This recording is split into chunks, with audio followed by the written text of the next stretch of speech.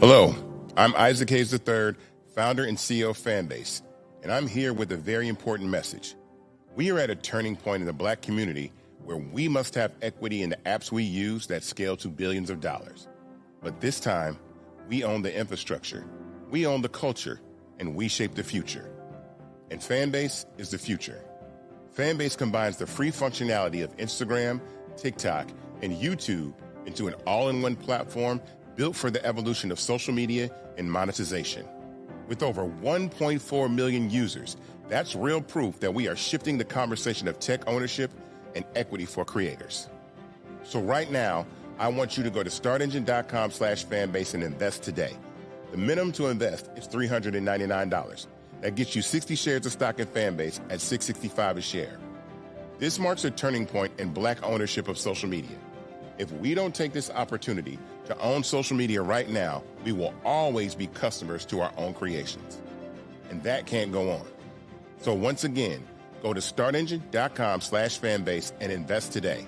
We must own the platforms where our voices live, our stories matter, and where our culture drives the world. Thank you. Folks, Black Star Network is here. Hold no punches. I'm real revolutionary right now. Support this man, Black Media. He makes sure that our stories are told. Thank you for being the voice of Black America, Roland. Stay black. I love y'all. All momentum we have now, we have to keep this going. The video looks phenomenal. See, this difference between Black Star Network and Black-owned media and something like CNN. You can't be Black-owned media and be scared. It's time to be smart. Bring your eyeballs home. You dig?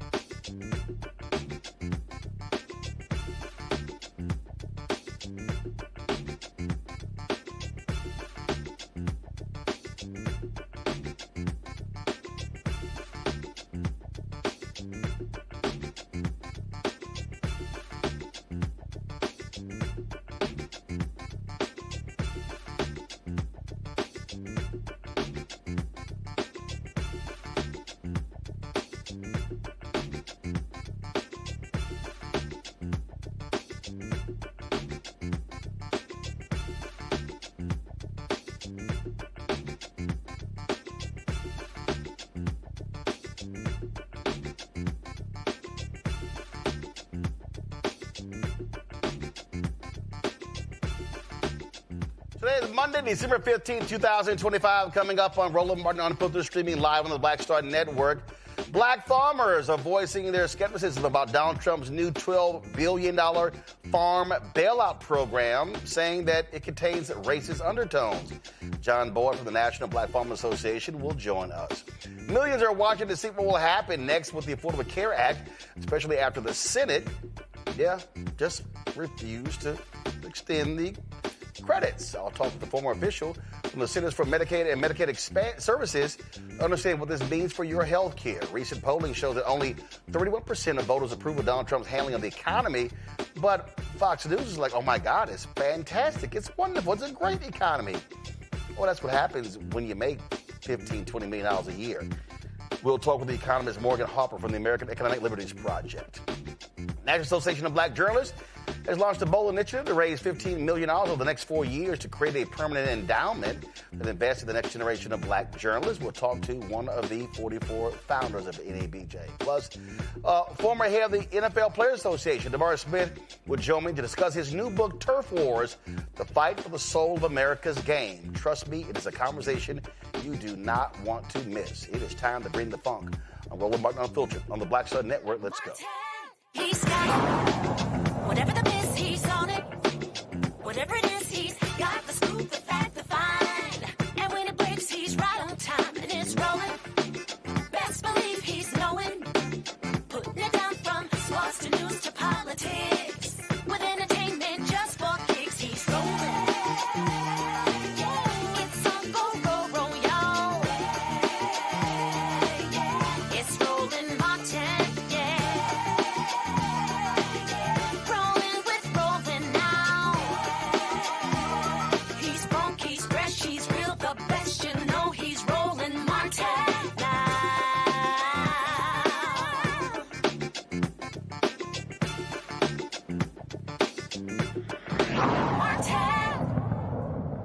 So Donald Trump's tariffs have destroyed the economy for farmers in America.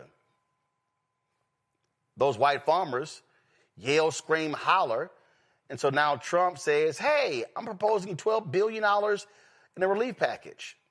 He's describing it as a lifeline for growers affected by rising costs and trade policies. Now, mind you, he said, oh, no, that my tariffs are going to do wonders for the American economy. Ask those who grow soybeans. It's happening all across. We're talking Nebraska, Idaho, Illinois, Virginia, Iowa, Wisconsin, Georgia, all these places where we have farms, they're getting screwed because Donald Trump's idiotic policies are screwing them. Oh, beef prices. Then he cuts a deal and bails out the Argentinian economy and then says we're going to buy Argentinian beef. Oh, yeah, all of this. This schizophrenic trade policy has caused massive harm across the country. Now, this one-time payment will be distributed through the USDA's new Farmer Bridge Assistance Program. That's what they're calling it, okay? But you got some farmers already saying, wait a minute, how this going to help us with crops for next season? Now, it also is a significant requirement to qualify for this assistance. Farmers must already be registered in the USDA system and must report their acreage. This is where black farmers have expressed concerns the system fails to adequately support them. John Boyd is president of the National Black Farmers Association. He joins us now. So John, explain to us what that means. What's the issue with the reporting of the acreage? Well, here's the issue, Roland, and the president gave out, Trump gave out $30 billion under his first term as president. He bailed out farmers, and he tried the same card that he tried right now, the tariff mess with China. Roland, do you know I was selling soybeans for $16.80 a bushel when Trump came in the first time? The price dropped all the way down to $8 a bushel, and at some point, lower $7 a bushel. Wow, cut by more than half. 50% in half, and white farmers keep saying they are voting for Trump. They voted for him 3 times because he's good on agriculture. Do you know who was president when I was selling soybeans for $18 and some change? Roland, take one guess. Obama or Biden? Barack Obama, 2012. The highest prices in U.S. history was under a black president. His name was Barack Obama. And I hope this spread across the internet like wildfire. So the president sold out white farmers. For Argentina, he gave them $40 billion. Yes, and then they turned around and started selling soybeans to China. So they took the money and they took our contract and all of that stuff, Roland. The president got played. And then white farmers, as you know, for the first time, been out here 42 years, Roland. I've never seen white farmers on every network. every network. Oh, no, they have been crying. They have been, oh, my God. And not only that, you have these white farming groups. They've been going to CBC members, man, what can y'all do? And I'm like, hold up. Go talk to the white MAGA folks y'all voted for. These folks voted for MAGA. In the town where Tyson's in Nebraska shutting down one of their plants, that county voted 72% for Trump. And Roland, they voted for Trump not one time, not two times. They voted for him 3 times. They voted for him 3 times. And when I came out for Harris, I came out for Harris swinging and campaigned for, endorsed to the whole 9 yards. White farmers were calling me and said, well, Democrats ain't never done nothing on farmers. They don't even talk about farmers. But guess what? This president is sending them into bankruptcy, farm foreclosure, farm suicides. All of those things are happening under his watch. And every press conference, this president starts out with, he says, Sleepy Joe Biden did it. Joe Biden did not impose tariffs on China. This is Donald Trump's whole bread and basket. This is his baby from A to Z, Roland, and it happened from January to now. So within a year's time, this president is putting white farmers out of business, and his vice president, J.D. Vance, is buying the land under his company called Acre Trader. Y'all look it up if you don't believe me. So they got a master plan here, and what I'm telling black farmers is, no, man, apply. They're banking on you not to apply. Go into those local offices. As a matter of fact, Roland, I'm going tomorrow. I'm going to my local office tomorrow, and I'm going to apply. They are banking on black farmers not applying. They are banking on black farmers to miss the deadline, and they're banking on us not to go in and get farm serial numbers, report.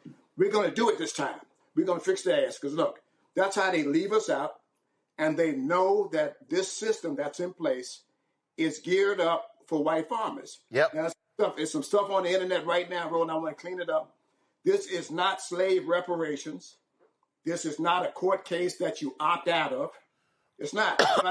It's not any of those things, Roland. Yep. It's a Trump-created program, and it's called Farmer Bridge Assistance Program, where he's going to compensate white farmers for the mistake he made. Now, here's what happened. He created this trade fiasco. He created the problem with tariffs and all this stuff. And then we turned around and had to pay tariffs on all of the parts that come in. And when my combines go down road, I have to wait for parts to come from other parts of the world because we don't make them here. And then I got to pay extra money. I got to pay extra money for these parts, man. So everything that that's happening on my farm right now, and I want to make something clear because, man, I read these comments, man. You got the baddest damn show on the internet, the baddest show that speaks directly into the heart of the black community. And they asked 2 or 3 questions at the same time. Did Board vote for Trump? I did not vote for Trump. I supported and endorsed Harris. That's the first thing. Is Board really a farmer? Yes, I'm really a farmer. I'm a 4th-generation farmer. My daddy was a farmer. I come from the Board plantation. Our family farm has been in our family for over 100 years. And yes, I raised soybeans, all of these things. So I read those comments and I get so irritated out of the same ignorant question. They deserve what happened to them. I don't deserve this stuff. Donald Trump did this stuff. That's the first thing. We are dumped in this thing, and I'm saying because we're dumped into it, I want black people, black farmers in this case, to flood the offices and apply.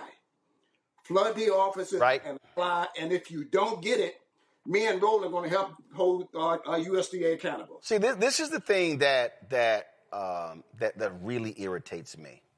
I've seen all the stories you mentioned. These white farmers, we don't want a government handout. Yes, they do. You got one last time. Second of all, people really don't understand the power of the Department of Agriculture. Yeah. They don't understand that, listen, under Biden, then Congresswoman Marcia Fudge, she didn't want to be Secretary of HUD. She wanted agriculture, and she fought hard for agriculture. People have no idea that white folks, white farmers, they have controlled that USDA budget, the subsidies that they have gotten, the internal bank in the USDA that's funded all sorts of projects. And so folk need to understand this ain't some canned goods and some bushels and some oranges. No, we're talking billions upon billions of dollars that white farmers have controlled, and they ain't never wanted black folk to have a foothold in the USDA. And you know what, Roland? Thank you for that plug. And listen, when Biden, and you helped me do this, man, to your credit, $5 billion that we lied before we finally got it done for black farmers and returned our land out of federal inventory. White farmers could have said, hey, you know what, boy, how can we help you implement this, man? The black farmer's been done wrong. How can we help you do this? Instead, Stephen Miller went out and found white farmers and sued us in all these federal courts, blocking the aid to black farmers. But now they want all this money from the federal government when they're in trouble, Roland. I ain't never seen that one white farmer get on television and say, you know what happened to Boyd and them was bad, man. And people say, boy, you never explained the discrimination. Roland, they spat on me, spit, depending on what part of the country you're from, in his office. He spat in his tobacco can. That's what he told the people, went on my shirt. They called me a nigger openly. I took him to court. The court said they only did it one time so they can do it. They tore my application up and threw it in the trash can in front of me, and they would only see us one day of the week, Wednesday, one day of the week, and we had to come in the back door. This happened, Roland, in my lifetime. So I get it when black farmers say, hey, boy, I don't want to go back in that office anymore. I don't want to apply. I don't trust them. But yes, I get all those things, but don't leave the money on the table, man. Right. Don't leave the money. We got to set that, look. For everybody watching, John sent me this earlier. This is a video of his farm. So all y'all people who are on social media who love running y'all mouths, stuff along those lines, this is video of his farm. That's cattle. And let's take that, for example. We're talking about the cattle. Beef prices. I mean, beef prices have absolutely just collapsed. And again, Trump is sitting here, and he's been so arrogant saying, oh, yeah, y'all pipe down. I'll deal with y'all. And you know what, Roland? And listen, there's a brother, man, up in West Virginia. He voted for Trump. I told him not to do it. Coal miner, hauling coal, and farming. His truck has been parked since Trump got elected. And you tell him not to do these things, Roland. I was telling them, but guess who was screaming at him? You was. You were the guy out there screaming on social media every day, don't get duped by Trump, and they done it anyway. That's what we kept saying. We got shirts say hashtag, we tried to tell you. Like we told y'all, he screwed farmers last time. Yes, we told them. And look here, everything this president has touched in agriculture has went from bad to worse. Soybeans, China, corn, Mexico, fertilizer, Canada, beef cattle. Now he wants to give the beef cattle business. He wants to buy that from his buddy in Argentina because he says, oh, I want to be like Trump. That's what all you got to do is say you like Trump and Roland, he wants to do business with you. That's all you got to do. He's playing black people. He got at that press conference last week and said, black people love me. Man, we got to hold him accountable. We don't love your ass. Nope. He needs to stop saying it. He needs to stop playing on it. He know black people don't love him, man. Yep. The problem was we didn't come out enough to help elect Harris. Well, yeah, that was an autopsy. That was an autopsy on the race, Democratic autopsy, showing there was a 6.8 million voter drop from Biden to Harris in 2024. This is from The Nation. They have this piece here called "White Farmers Are Getting a Taste of Their Own Medicine." Yeah. Trump's tariffs and immigration raids are driving the latest farm crisis. White farmers have stood by him year after year and still do. And this is the whole thing right here. The governor of Nebraska earlier this year called Trump and said, hey, man, can you please stop these immigration raids? He said that we've lost 6% of our state gross domestic product because we don't have anybody to work the farms. Let's just be real clear. All of these white farmers who are sitting here saying, shut the border down, they have been hiring and they have been making money off of the work of illegal, of undocumented workers. That's what they've been doing. So the same people now who are complaining about how they can't find folk to work. I mean, we are hearing this, Nebraska, Mississippi, all these states. So it's like, oh, I don't want to hear anything because you may have to file for bankruptcy because you don't have any workers. You voted for this. Then it's like, well, no, I voted for this, not for that. It all came together. And this is the last time, this is what's crazy to me. I'm going to use a football analogy. The last time he was there, so he ran these plays in the first half. Now we're in the second half, and you shocked he running the same play? The same play. And you know what, Roland, what kills me is he wants to give white farmers from South Africa. Yep. That's what I call them. I ain't giving them that fancy name from white farmers from South Africa. He wants to bring them he's bringing them to the United States, giving them a fast path to citizenship, and want to give them homesteads and land out of inventory at USDA and grazing land from the Department of Interior. And he wants to get rid of Ethiopians. He wants to get rid of Somalians. He wants to get rid of Haitians. Anybody that look like me and you, they got a deadline to leave this country, man. But they say, oh, it has nothing to do with race, but you only bringing in white farmers from South Africa, and you're going to give them a fast path to citizenship, and you want to take and get black people out of this country, man? We got to say hell no to this kind of rhetoric. This article is interesting. This guy, Caleb Ragland, he's president of the American Soybean Association, says that farmers are going to lose about $44 billion this year. Look at this here. Ragland, for example, supported Trump dating back to 2019. Trump won a majority of USDA farming-dependent counties ahead of his first term. And within years of assuming office, his trade wars drove American farm exports to China down from $19.5 billion to $9 billion. That's a loss of $10.5 billion. Ultimately, farmers saw a decline of $27 billion in agricultural exports, nearly 71% of that attributable to soybean profit loss. But guess what? Ragland, a soybean farmer, still turned right back around and voted for Trump again in both 2020 and 2024. Here again, he was just one of many. Farmers increased their support.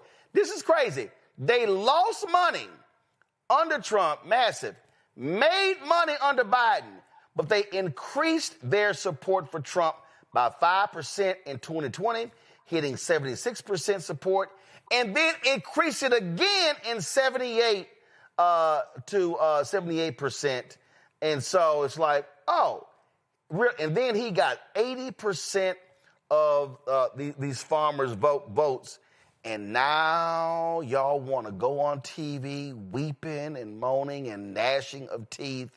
You literally voted for your own demise. They really did, Roland. And you know what kills me is the only thing that this president is doing that he said he was going to do. First of all, they didn't want me at the meeting because I was trying to get in there. I was trying to say this is where we need to move and all this stuff. They didn't want me in the meeting. And they said something about they want to get away from DEI and all this stuff. Roland, ain't no DEI on my farm. My cows eat the same amount of hay as white man cows do. My tractor burns the same amount of fuel as a white farmer's tractor do. I got the same high cost that white farmers do. So why can't I have a seat at the table to air our grievances about what's going on in our particular population of black farmers? Because we got a whole set of different problems. Companies don't want us. They want to dog us. They want to dump on us. Government dumped on us. They don't want you at the table. They don't want us to apply for this money. And that's why I'm going to keep hitting that name, because I know This is a show to get it out there. Go in and apply. I'm going in tomorrow and apply. It's called Farmer Bridge Assistance Program. Take your information in there and sign up. And if they tell you no, come back and let me enroll and know, because we're going to hold their ass accountable, people. Absolutely. But you can't get it if you don't apply. Yeah. People out there telling them, don't apply. This is about slave reparations. Pay me $100, $500. Don't pay nobody a dime. It's free. Get up and go to your local farm service agent. Yes, the same people dogged us. Go back into those offices and put the ink to the paper and sign it at the end. And then if you don't get your money, you call us and let us know. So this is from USDA.gov. Of the $12 billion provided, up to $11 billion will be used for the Farmers Bridge Assistance Program, which provides broad relief to United States row crop farmers who produce barley, chickpeas, corn, cotton, lentils, oats, peanuts, peas, rice, sorghum, soybeans, wheat, canola, cram, flax, mustard, rapeseed, safflower, sesame, and sunflower. Yes. Then it says farmers who qualify for the FBA program can expect payments to be released by February 28th, 2026. Eligible farmers should ensure their 2025 acreage reporting is factual and accurate by 5 p.m. Eastern on December 19th. 5 p.m. Eastern on December 19th. Today is December 15th. So, folks, you got till 5 p.m. Eastern by Friday. And then the remaining $1 billion of the $12 billion in bridge payments will be reserved for commodities not covered in the FBA program, such as specialty crops and sugar, for example. And so, again, if you have any questions, folks, to submit questions, justification for USDA Farmer Bridge Aid, or to request a meeting on Farmer Bridge Aid, producers can reach out to farmers. Y'all, emails right here. Farmerbridge at USDA.gov. Farmerbridge at USDA.gov. John, final comment. And Roland, I want to go a step further. This is my official statement on this on your show. Farmers go in and apply. We're not opting out anything. This isn't slave reparations. Stop spreading that false story on the internet. There is no money to apply. People charge $100, $500. Don't do it. It's a scam. It's free. Go into the local office, apply, and for those people who putting out that bad information, shame on you. You know, God got a special place for people like you. Stop doing it. Go into the office and apply. If you don't apply, you can't get it. This is John Boyd, President and founder of the National Black Farmers Association, and this is my official statement on Roland Martin, the right outlet to get this out to Black America. All right, John, we appreciate it. Keep up the fight. We're staying right with you. Thank you, brother. Thank you very much. I want to bring in my panel real quick because, folks, what we're talking about here is, look, it's real. Dr. Ome Congo, being a senior professor at Lecture School of International Service at American University, author of Lies About Black People, How to Combat Racism out of D.C., Raven Schwam Curtis, content creator and keynote speaker out of Chicago, Teresa Lundy, principal founder, TML Communications out of Philadelphia as well. Raven, I'll start with you. Listen, he's wrecking the economy, pure and simple. This ain't even a conversation. And the thing is, these white farmers, it's just kind of like, oh, let's just keep just destroying ourselves. They keep voting for this fool, and they're like, oh my God, I can't believe this happened again. What gives? Yeah. You don't get to be woe is me and then make decisions that create the woe is me conditions. You know, pick a struggle. Can't be both and, it's either or. Roland, I think you were really poignant in your sort of original comments on this, that this is a traditional Trump tactic. He manufactures a problem. He offers a solution or a partial solution or approximation of solution on a silver platter, pretends that he's doing some grand favor for us, and then uses that for great press, right? For good headlines that he really needs in a moment where he's getting a lot of bad press because of his failures around the economy and a whole host of other issues. So I think that's important to point out here first and foremost. I also want to ground us in some historical context here. We're talking about an industry in this country specifically built on the backs of our enslaved ancestors, right? It's not an accident that the vast majority of farmers in this country are white. That is the direct result of indigenous genocide, land theft, and the enslavement of our ancestors to procure mass wealth for white people in this country with no reparations for us, still fighting for that. There are programs that are starting around that, but certainly a fight that still rages on. So I just want to ground us in that truth. And to John's point, I think it was really important that he's calling our community in, right? Get this money while the money is good. Get this money while the getting is good. I think that's an important call in. And I also want to name it's understandable that our community is deeply skeptical, of various apparatuses in this country, whether it's the medical system, whether it's USDA, there is deep historical precedent for that. There has been and continues to be deep betrayal. And I think we have to recognize, when it's important to tap in and engage with resources that are critical for the growth and sustainability of our agricultural industry and for Black farmers. It really is insane listening to these people, Omi Congo. I have seen more white farming tears on these TV shows, and I'm sitting there going, you contribute to your own demise. Like you really did it yourself. And what I've said to the Democrats is, y'all should say it. Y'all should look. Matter of fact, every time I see one of these stories, these some sorry-ass reporters, they should open up and say, before I begin the interview, did you vote for Trump? Yeah.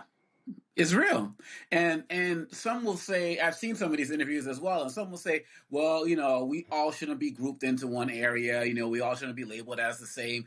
But you did this, like, as Farmer John said, not once, not twice, but 3 times for this individual who played you the first time. If these guys voted for him the first time around, I don't know what their problem was, obviously, but you can get a pass for messing up your vote. But when you do it 2-3 times, you're committed to this guy. They chose whiteness over everything else, period, bottom line. Some of them, may have gone with Biden, a little bit in 2020. But when it came down to it, they went with whiteness. And they felt like this guy was going to take care of them. And I didn't realize you started off the segment by saying that some of these guys are now going to the Congressional Black Caucus, looking for some assistance and whatnot. So hopefully that means that they won't file any lawsuits this time around once Black people start trying to get their money. But with Stephen Miller around, you never know. These guys, look, I wouldn't be surprised, Roland, if some of these guys got Trump 2028 hats. That's how deep this is. And that's why, like you said, the Democrats got to be calling them out. The reporters got to call them out as well. This is a time for accountability. And just like Trump, people who did vote for him don't want to take accountability for what they did to help get us into this mess and to get them into a mess. And for Farmer John to say that prices were better for him 10 years ago when Obama left office, that should be all of the advertisement that you need right now. But they don't want to do it because they're sticking with him because whiteness prevails. And we have seen time and time again, Roland, many people will sacrifice their own lives for whiteness to prevail, even if they are not going to benefit. It's Lyndon B. Johnson all over again about teaching the lowest white man he's better than the best quote-unquote color man. He'll let you pick his pockets. Teresa, and Democrats should be hammering these folks on this repeatedly. You're absolutely right. If this wasn't a gift to the Democratic Party, that's something that, if I'm the Democratic Party and on that communications team, I would be actually looking at facts in and around our local neighborhoods and our certain districts. I know in Pennsylvania, we have rural and urban areas. And in some of these areas, in these rural areas, we have a lot of farmland. And so there are a few farmers that want to, quote, get in the game. But with Trump's bill and what they're proposing, they won't even have a chance. And so if I'm a Democrat and we know that in some of these counties where these farmlands are happening, and then we keep, saying diversity and inclusion and unity is our top priorities, then we need to really have a clear understanding of what that looks like and break it down so people understand why this matters. I think your guest was spot on when he said, listen, the scams and the gimmicks are A1 and really determining about this application. Like, the application process is free. Information is free. It's just the way it's disseminated, is for those who know and those who don't. But again, I think this is a real opportunity for the Democratic Party to really bring some of these national issues right at home, as we all just suffered some food insecurity in our own neighborhoods and communities. All right, folks, going to a quick break. We come back, more about what's happening with this economy. And, of course, Affordable Care Act is tied right into that. You're watching Roland Martin Unfiltered on the Black Star Network. This week on The Other Side of Change. Book bans, anti-intellectualism, and Trump's continued war on wisdom. This is a coordinated backlash to progress. At the end of the day, conservatives realized that they couldn't win a debate on facts. They started using our language against us, right? Remember when we were all woke and the woke movement and all that kind of stuff? Now everything is anti-woke, right? When we were talking about including diversity, equity, inclusion, and higher education, now it's anti-DEI. All this are efforts to suppress the truth because truth empowers people. You're watching The Other Side of Change only on the Black Star Network. Hey, what's up, everybody? It's Godfrey, the funniest dude on the planet. And you're watching Roland Martin Unfiltered. Well, in a few days, Congress is leaving D.C. for the holidays, and guess what? The enhanced tax credit that helped millions of families afford health insurance are going to expire. The Senate was unable to agree on a path forward, so House Republicans introduced their own plan that would allow Affordable Care Act subsidies to lapse at the end of the year. If Congress does nothing, premiums for individuals purchasing insurance on the exchanges could increase dramatically, with some prices rising by more than $1,000 a year. Chiquita Brooks LaSure, the former administrator of the Centers for Medicare and Medicaid Services, is here to discuss the implications. Glad to have you on the show. So walk us through this. They leave town, nothing gets done. What happens? Well, today is really a sad day for me and millions of people who depend on these tax credits to be able to afford coverage. Today is the deadline for people who depend on Affordable Care Act coverage to enroll for their coverage starting on January 1st. And just as you said, for many, many people, this means they had to make a choice whether to pay thousands of dollars more for some people to enroll in coverage. Some people, I've been talking to people over the last couple of weeks, some people made a decision to enroll in a plan that wasn't going to cover all of their costs just because they felt like that's what they could afford. And that's the decision that many, many Americans, hardworking Americans, self-employed Americans, small business owners, Americans have had to make over this last couple of weeks. I mean, here's what's so stupid here. I mean, this is a piece right here at kff.org. More than 3 in 4 ACA marketplace enrollees live in states won by Trump in 2024. Mm-hmm. And you're like, and I've been saying this all year, and it is not because I want people to endure pain. It's not because I want people to go through this, but I said the only way some people are going to learn a lesson is if they experience significant pain. Because I think for a lot of these people, when they voted, oh yeah, it's those people. It's those people. Oh yeah, that's right. That anti-DI stuff. Oh yeah, that's the blacks. That's them. Oh yeah, the wall. Oh yeah, go after these Latinos, these little immigrants. Oh no, we're good. And now they're realizing, oh damn, we hate Obamacare, but it's the same as the Affordable Care Act. Oh, we're in West Virginia. We are red as hell. We voted for all these Republicans, but we're the sickest, brokest, one of the most illiterate states in the union, and we greatly depend upon federal money, and now we're screwed. South Carolina, Mississippi, Alabama, Florida, Texas. We can go on and on and on, Arkansas. All these places, and you're like, we told you. But yes. they got their big, beautiful bill. Yeah, it's unfortunate, as you said. I mean, I would say a couple of things. One, whether we're covered on Obamacare or the Affordable Care Act or not, we all pay the price when people lose health coverage because hospitals across our country are very dependent on Medicaid, and the ACA coverage has really helped them to make sure that they get the care, that they get paid for the care that they deliver. And what we have already started to see as a result of the bill that was passed earlier this year by Congress is that there are places across this country, often in rural areas, where hospitals are already starting to make changes, where hospitals are closing, where hospitals are saying, oh, we can't keep open our labor and delivery units. And so, again, I think that one of the reasons why what you said is true, that in a lot of the red states, we, during the Biden administration, actually saw the significant increases in enrollment. And it was for two reasons. One, because many of those states haven't expanded Medicaid, and so they were even more dependent on ACA or Obamacare subsidies than some of the other states. And that's why we are going to see a lot of people in these areas who are seeing their coverage become much more expensive. Yeah, right here. is from KFF.org. Since the enhanced premium tax credits were introduced, the number of people who receive health coverage through the ACA marketplaces has more than doubled. And more than half, 55%, of the national growth comes from Texas, red, Florida, red, Georgia, red, North Carolina, red. In 6 states, Texas, Trump won, Louisiana, Trump won, Mississippi, Trump won, Tennessee, Trump won, Georgia, Trump won, West Virginia, Trump won. Enrollment has more than tripled in 5 years.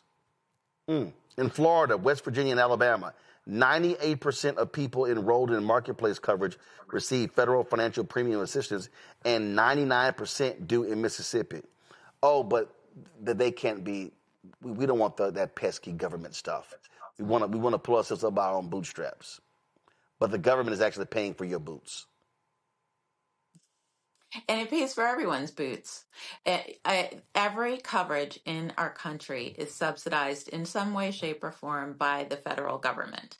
If you get coverage through your employer gets a tax cut and tax break as a result, and so do you. If you're covered by TRICARE, if you're covered by Medicare. So why should we treat the ACA any different? It's important that coverage be subsidized in part so that people can get the care that they need. Again, it helps all of us, not just those of us who are dependent on the program, because we all benefit from having providers, doctors, nurses, hospitals across this country be able to see people when they get sick and make sure they get paid for it. Well, I think come January 4th, 5th, it's going to be a lot of howling coming from a lot of places. And you have some nervous Republicans, especially those 35 Republicans who are from purple districts. They're really going to be running themselves scared. So we'll see. We appreciate it. Thanks a lot. Thank you. All right, folks. Maria Bartiromo swears the economy is fantastic. I think she's high as hell. We'll talk about that next. The state of the economy right here on Roland Martin Unfiltered on the Black Star Network.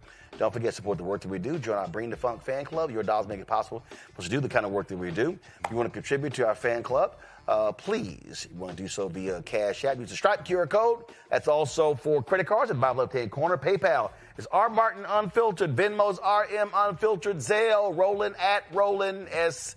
Martin.com, Roland at RolandMartinUnfiltered.com. Checks and money order. Make it payable to Roland Martin Unfiltered. P.O. Box 57196, Washington, D.C. 20037-0196. Back in a moment.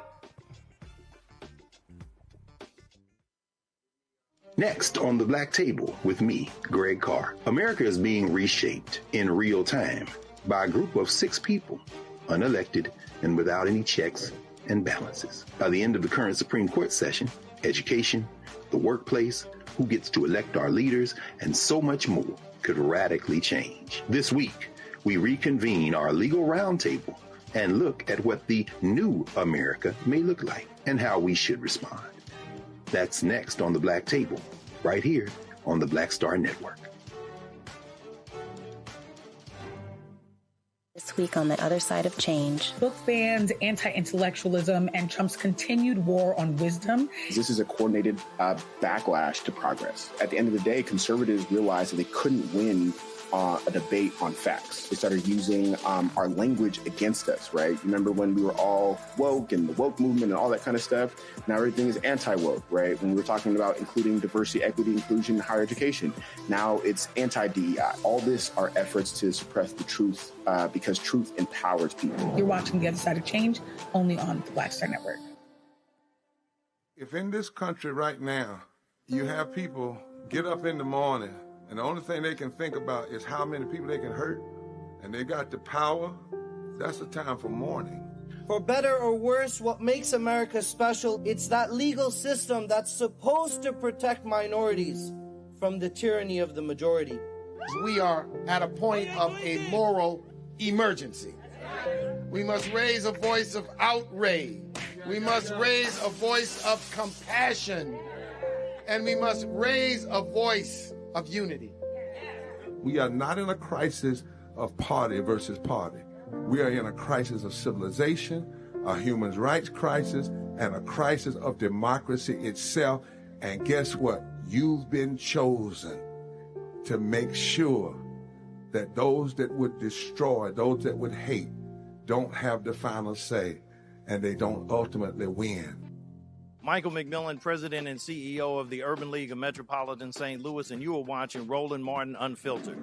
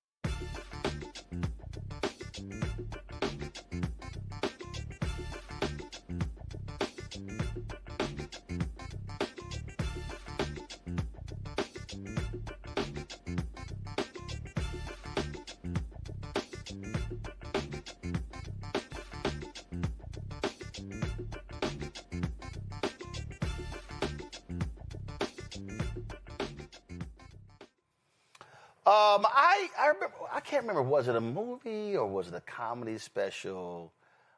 And the person was making this comment about some crazy stuff that somebody said, and they said, that must be some good shit you're on. Well, they must have some seriously great weed over at Fox Business. Because Maria Bartiromo, you know, long ago, she's at CNBC. She was one half of the Money Honeys. Don't ask me why. I've seen her in person. So anyway, she literally said this on Fox News. Because you got to remember, she is a massive, I mean, her supply of chapstick to kiss Trump's ass costs her a lot of money per month, okay? Listen to this. People are frustrated with housing and the price of homes. People are frustrated with certain food items. But there are a number of things that President Trump has already been incredibly successful doing. So when he says this affordability issue is a hoax, he's right. He's basically talking about how the Democrats have taken this word affordability and used it as their calling card for the 2026 elections. They think that these Democrat wins that we just saw in Miami, in New York City, in other places like New Jersey, we shouldn't be surprised that the Democrats won those races. These are all blue states and cities, so it's no surprise there. What is a surprise is that after all of these years, the Republicans keep getting rolled over by the Democrats' messaging. I got to tell you, I don't think that people really feel as bad as the Democrats are talking about. The economy is doing well. There's $18 trillion of new investment that have come into this country.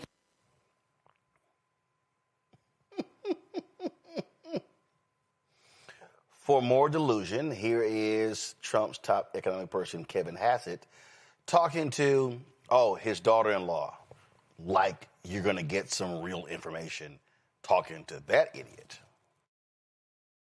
Well, if you had a crystal ball and you looked to the very end of President Trump's second term in office, where would you expect to see this economy? I think that we're already right on the cusp of having the greatest economy that the U.S. has ever seen. I think that Trump policies are about as good as it gets. Tina Peters. Really? New polls show 31% of voters approve of Trump's handling of the economy. His worst economic rating yet. Families are struggling with affordability. Again, still the orange one is bragging about how amazing the stock market is and promising to, quote, make America affordable again. He continues to dismiss the concerns of high prices as a hoax cooked up by Democrats. Okay, so here's the thing that I find to be hilarious here. He now says affordability is a hoax. Wasn't he running on affordability last year? Oh, so affordability was real last year. but it's a hoax. Now, like I said, that must be some good shit they're smoking. Morgan Harper is the Director of Policy and Advocacy for the American Economic Liberties Project. She joins me now. Morgan, glad to see you. These people literally are high.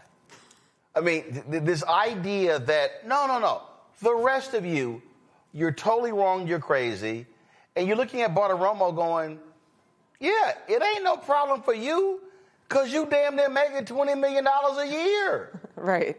Yeah, I mean, this disconnect between what real people are experiencing, which the polling data would reflect, and they're saying, the American people are speaking pretty clearly, and they have been for some time, that all is not well in the economy. And what pundits who have been very closely tied to the administration and, to your point, his family members are saying are neither here nor there. These are totally different existences. And I think, continuing to point to the stock market, as we've talked about, Roland, kind of neglects the fact that a lot of people are not playing on the stock market. And if they are active on the stock market, it's through in a passive way in mutual funds. And they are still living with the reality that being involved in the stock market even a little bit is not enough to guarantee you any kind of financial stability. Most people in America recognize, to the conversation you were having before, that you are one illness away from having financial devastation, and there's nothing that Fox News or Donald Trump can say to wish that away. And that's what a lot of American people are looking for, is real solutions. But we're dealing with a crony federal government right now that is just about rewarding friends and not solving real problems. And the economic problems are mounting. Oh, yeah. So here is Bryson DeChambeau, same thing, who got paid millions of dollars to leave the PGA Tour for Live Golf. So he's at the White House, and he's just, hey, guess what? Let me just kiss more Trump ass. Listen. Current U.S. Open champion. Please. My goodness. Well, I did not know I was going to be coming up here today, but I got to say thank you. And what the president done in this term has been incredible, right? It's the greatest economy that we've ever had. And just to be serving on the President's Council of Sports, Fitness, and Nutrition has been such an honor. And the First Lady looks so beautiful, by the way. And I'll say cheers to the greatest economy that we've had in a long, long time. Yeah, more bullshit. If a golfer says it, it must be true about the economy. Well, when Live Golf gives you a $125 million check to come play, yeah, I think things are great in your life, Bryson. Yeah, I mean, in the beauty of the First Lady, I have no idea what that has to do as an economic indicator. But here's what the reality is. And this, again, is showing up in all the data. Take any facet of American life. Data that we can actually check, because they stopped releasing the data. They don't want to release jobs numbers because they know it's bad. Right. I mean, it's all kinds of stuff they're canceling because they know it sucks. Right. But even the things that are available, like utility prices, for example, I mean, these are continuing to go up. People are now reporting that they have utility bills, even if we're just talking about electricity, that are getting into the hundreds of dollars a month to heat a household. Add on to that gas, same dynamic, completely out of control markets that are at the whim of Wall Street. And the American people, again, are saying very clearly, we can't keep up with this. And so to see this disconnect with what's going on in the administration and just how much people are struggling, it's a pretty scary time. 3-time Trump voter here on CNN. Watch this. My kids' daycare went up. Can't afford the cost of food. Using credit cards for everyday expenses. No money left after their bills are paid. Pretty much just a whole bunch of financial mess. We changed presidents at the beginning of the year. We did. And the guy who moved into the White House said that he was going to fix it.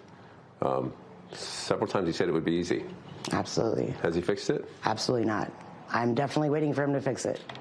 Jones is a 3-time Trump voter, but she says he has simply failed to keep his promise to lower the cost of living. I'm very let down by that. Very, very let down, because I feel like it's only gotten worse. No, you fell for the okie doke. Again, so many of these people, this woman, farmers and others, they believed his lies, and now they're stuck. Now they're having to live with it, and we're sitting here going, we tried to tell you. Yeah, I mean, I think it is devastating to hear people, even if they voted for Trump, to have to go through this struggle of getting through daily life. So I don't want to diminish that at all, but it is the reality that a lot of this was predictable. President Trump has put out a lot of talk, but you cannot staff. Let's just look at the basics of how he has managed this administration. You cannot staff your administration with people who have no background in these issue areas and expect that any useful policy is going to come out of that. And to our earlier point, I mean, we have some really complicated problems that we need to solve in this country. Let's look at healthcare, for example. Beyond just the subsidies of the ACA, we have a market that has been totally captured by large healthcare conglomerates, and we have no vision on the table from this administration as to what to do about it. Should more people be in Medicare, for example? Right. That is not an easy thing to pull off. That requires people to have a background in understanding the healthcare industry. Yeah. To be able to then implement a better solution. Then again, when you also have the richest cabinet in history, they don't really give a damn. I do have to ask you this, because this is the one that drives me crazy before we go to our panel with questions for you. So she said here, oh, my God, it's amazing. So she threw out, we got $19 trillion in new investment. I saw some talking head on some clip on CNN. I saw it on social media going, $22 trillion in new investment. Okay, here's why that's insane. Go to my iPad here. The United States, I just want y'all to understand, when we're talking GDP, okay, we're talking GDP, give me, okay, look right here.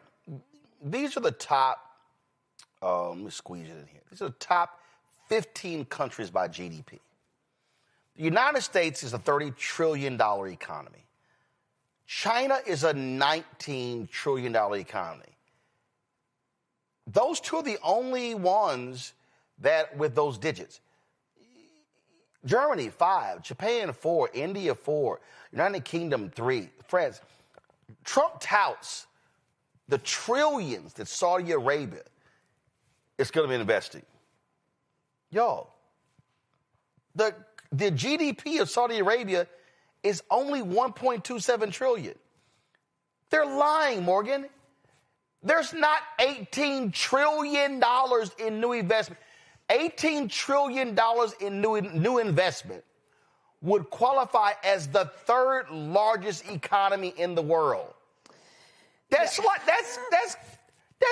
nuts. Yeah, I mean, a lot of this is made up. Even the investment that's happening, I think we're seeing it for things like a new data center or whatever. You take that overall amount. They just making shit up. They're making shit up. Because it's 6, 8, no, it's 10, no, it's 12, no, it's 14, no, it's 18, no, it's actually 20. Right. Well, and then again, the data that we do have is showing on the core promises that the president made about bringing manufacturing jobs back. Manufacturing jobs are down from this point a year ago by the tune of 50,000.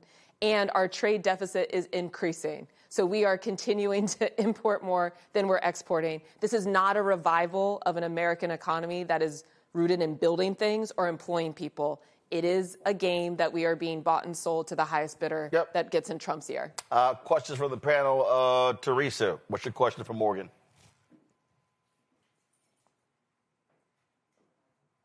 Hey, Morgan. Hi. Thank you so much for that high-level overview. You know, as we just kind of went back and saw that clip of the reality versus the economic polls, how do people learn to actually trust what they're seeing and also face the reality of what they're dealing with, especially in Trump's economy?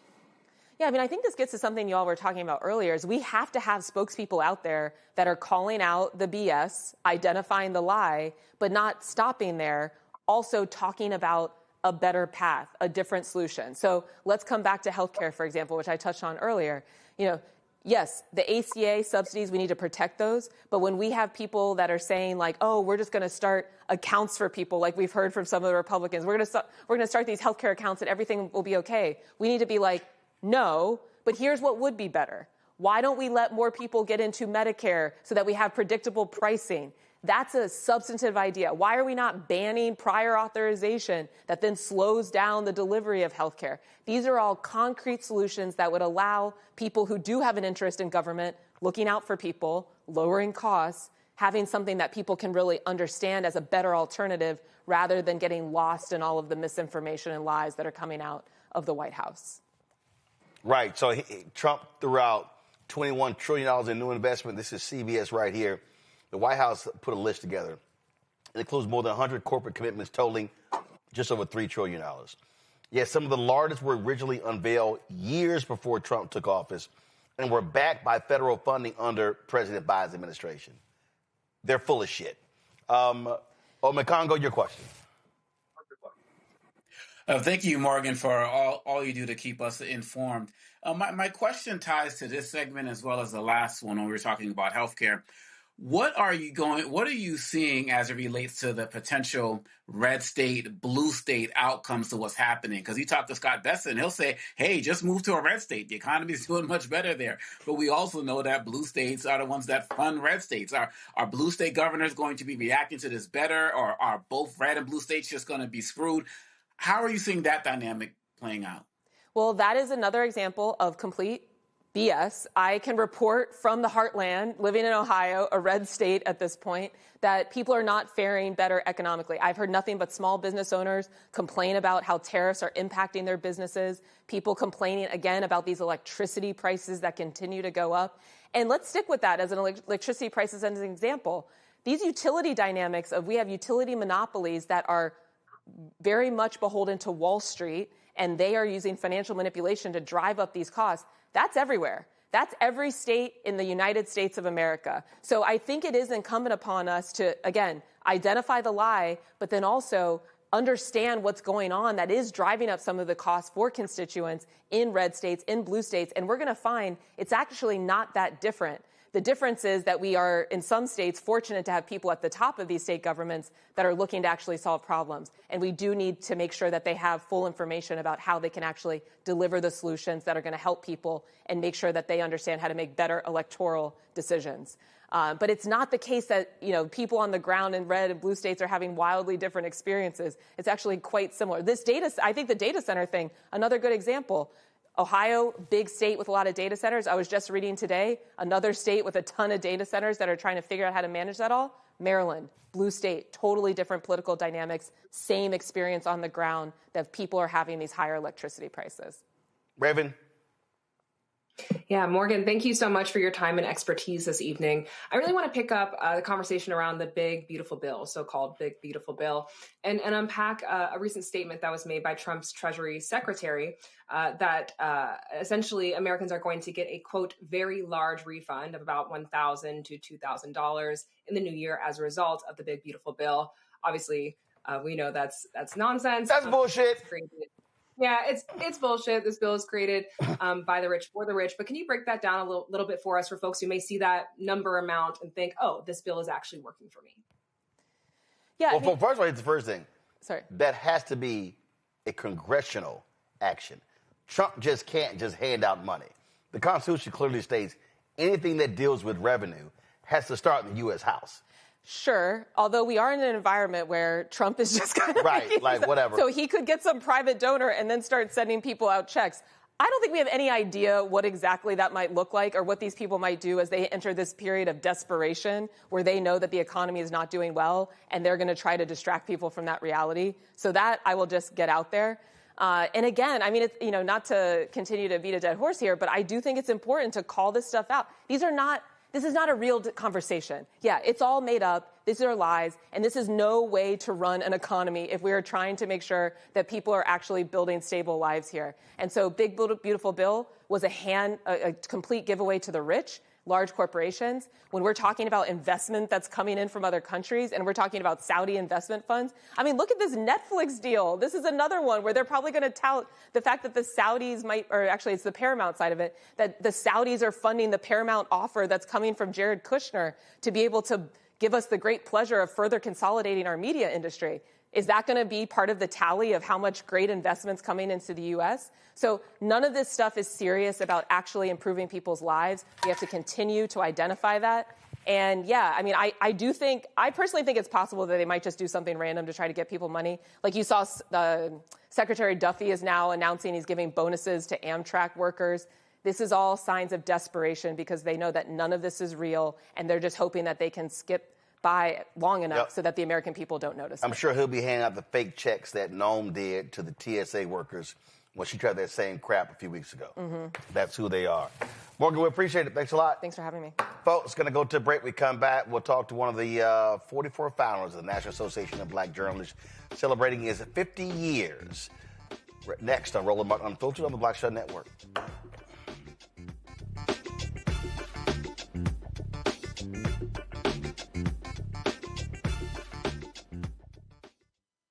They said the quiet part out loud. Black votes are a threat, so they erased them. After the Supreme Court gutted the Voting Rights Act in 2013, Republican legislatures moved fast. New voter ID laws, polling place shutdowns, purges of black voters from the rolls. Trump's Justice Department didn't stop it. They joined in. In 2018, his DOJ backed Ohio's voter purge system, a scheme that disproportionately erased black voters. Their goal, erase black votes and political power. Yeah, that happened. These are the kinds of stories that we cover every day on Roland Martin Unfiltered. Subscribe on YouTube and download the Black Star Network app. Support fact-based independent journalism that centers African Americans and the issues that matter to our community.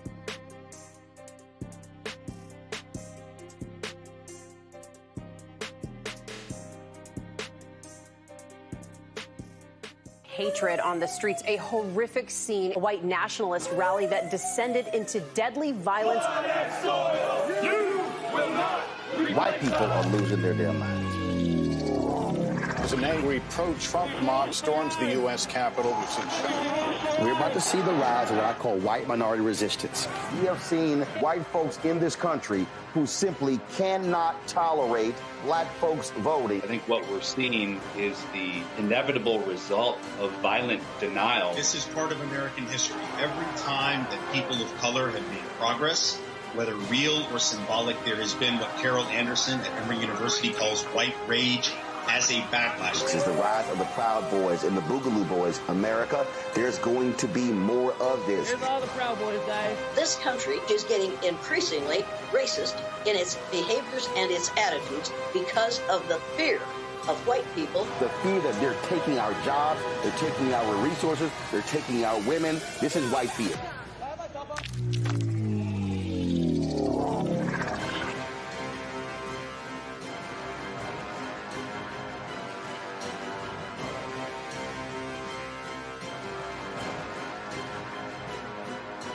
Melanie Campbell, National Coalition on Black Civic Participation and Black Women's Roundtable.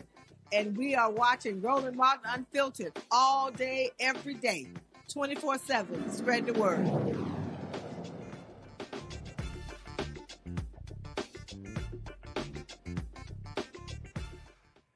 Years ago on Friday, December 12th, 44 black journalists met in a Washington, D.C. hotel that led to the founding of the National Association of Black Journalists. One of those folks joins us right now, Sandra Long Weaver. Glad to have you here on the show. Sandra, where were you working at the time? Hello, Roland. Thank you for having me. I was a reporter for the Wilmington, Delaware News Journal. It was my first job out of college. How did you find out about this meeting? I found out through I had joined. Even Wilmington, Delaware is about 30 miles away from Philadelphia, and I had joined the Philadelphia Association of Black Journalists. I would drive up once a month to Philadelphia to meet other black journalists because there were no other black journalists in my newsroom. It was pretty much me. There was a black sports reporter, but he worked at night, so I never saw him. So Philadelphia had a journalism chapter before there was a National Association of Black Journalists.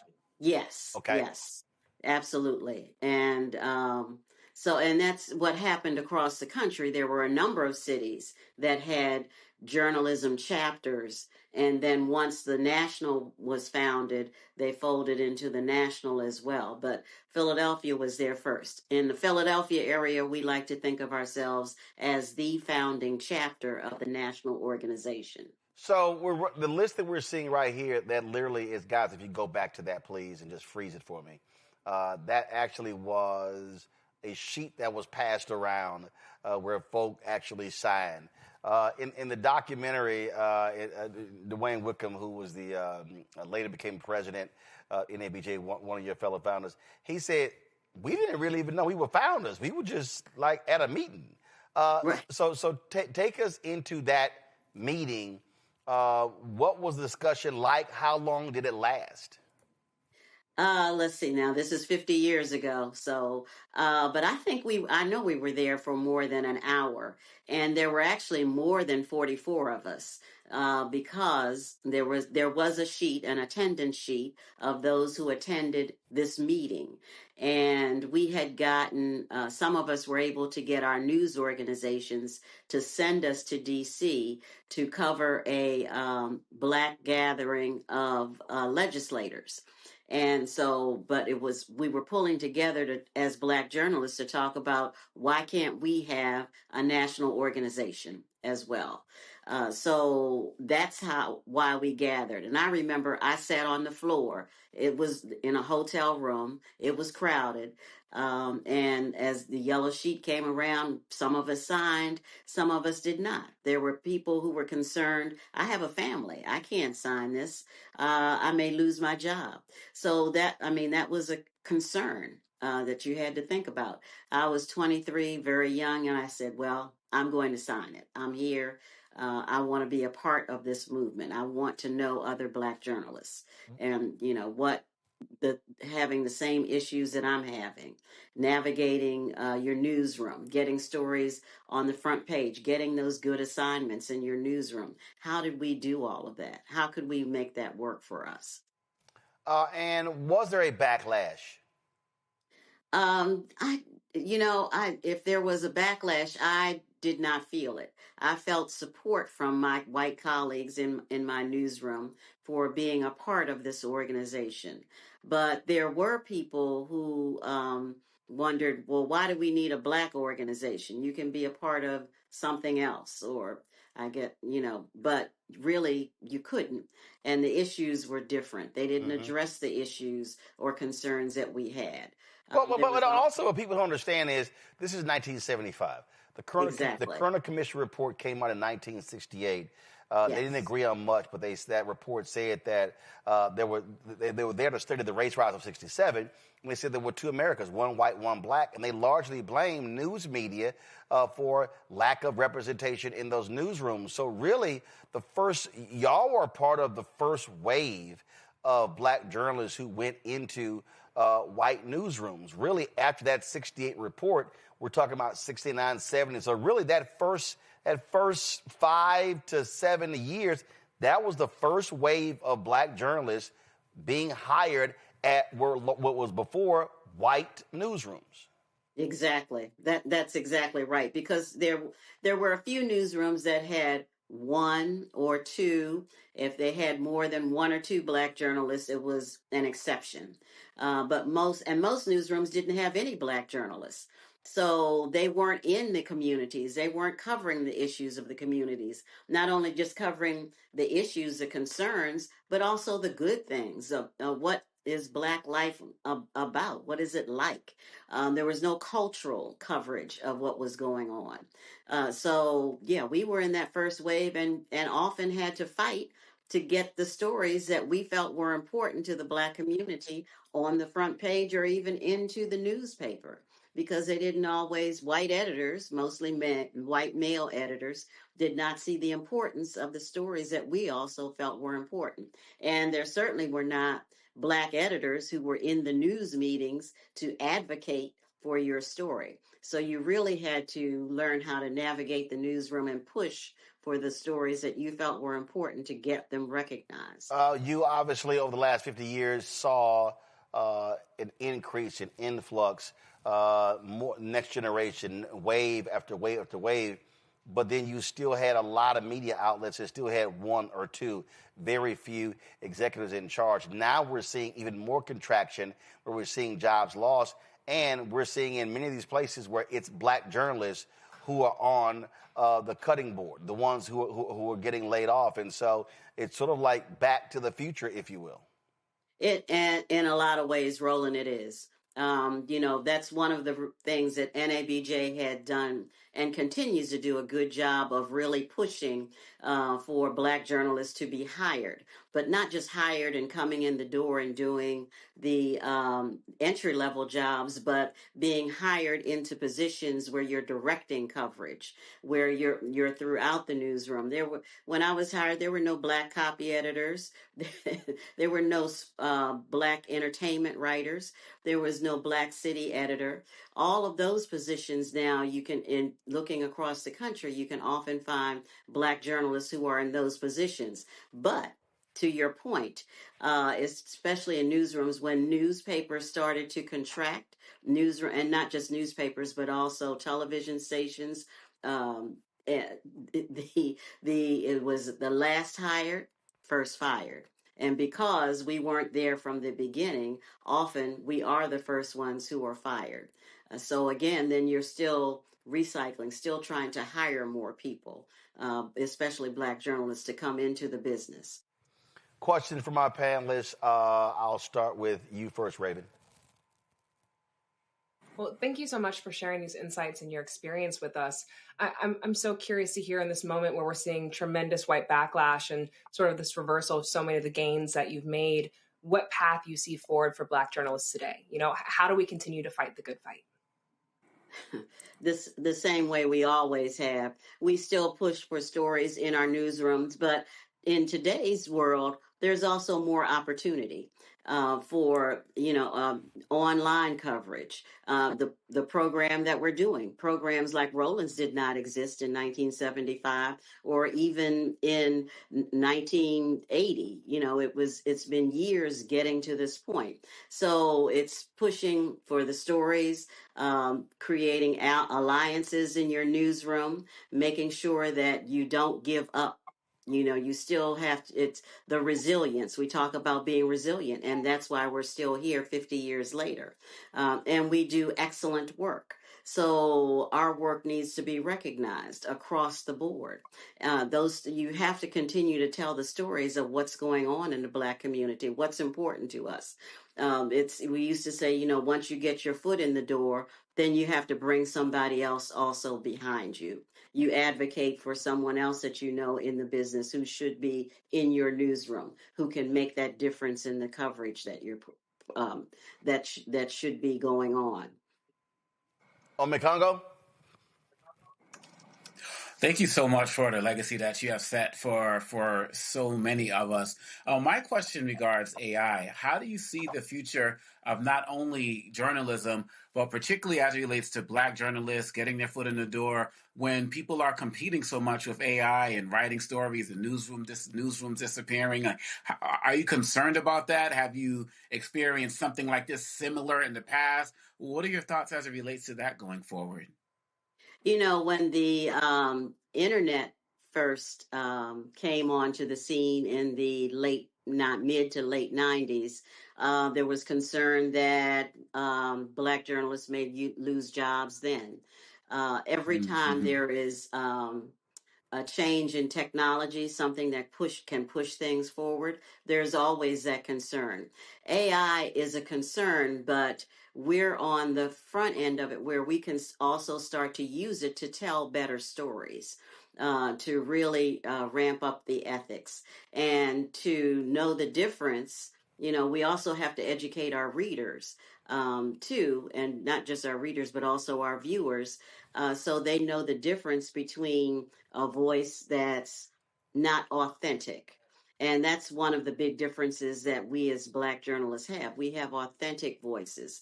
We can use AI to enhance our stories, but use it, making sure that we're being ethical about it. I don't see it as something we should fear, but something that we should really learn how to use and do better work. to expand what we're doing, to reach other people who aren't really connected to us. So I think we should see it as an opportunity and take advantage of it. Teresa. Thank you so much for coming on. You know, I'm here in the city of brotherly love and sisterly affection. So I definitely do see the work that we do locally and nationally. So thank you so much for your initial service and continued advocacy. I think one of my concerns is always in the DEI and minority space, as I do run a business. And I was wondering about the advocacy, you know, especially with all the slice coming down from the federal level of the lack of using the term diversity, equity, and inclusion. Wanted to see like what maybe in a BJ's role would be on advocating to make sure that minority businesses still have a seat at the table. Well, I'll actually, before Sandra jumps in, since I'm back on the board as Vice President Digital, it is different. It's a huge change. Mm-hmm. We saw a dramatic decrease in the number of companies recruiting at our convention in Cleveland this year compared to last year. We are preparing ourselves, I dare say fortifying ourselves for the next 3 years because the companies that frankly didn't really want to do this work, Trump has given them reason not to do it. So one of the things that we are also looking at when we talk about advocacy is still challenging these companies to say, if you are committed, then are you really committed? I think the key is what we can't do, and Sandra, and I guess for me, I guess I'm sort of in a different position than some of our younger members in that, you know, we had our founders in 1975. I joined NABJ in 1989, so we were 14 years old. And so many of those founders I met, I knew, I talked to, I sat at their feet, I listened to them. So the spirit of a Chuck Stone, first president, a Les Payne, a Vernon Jarrett, I could go on and on and on. So, I mean, so I carry that with me. And so when the challenging of going into those meetings, going to those advocacy meetings, it's a little different than folks who didn't know those folks, who didn't listen to those war stories, who didn't, frankly, and many of them, like especially Vernon, actually, not mandated. Well, I will say mandated.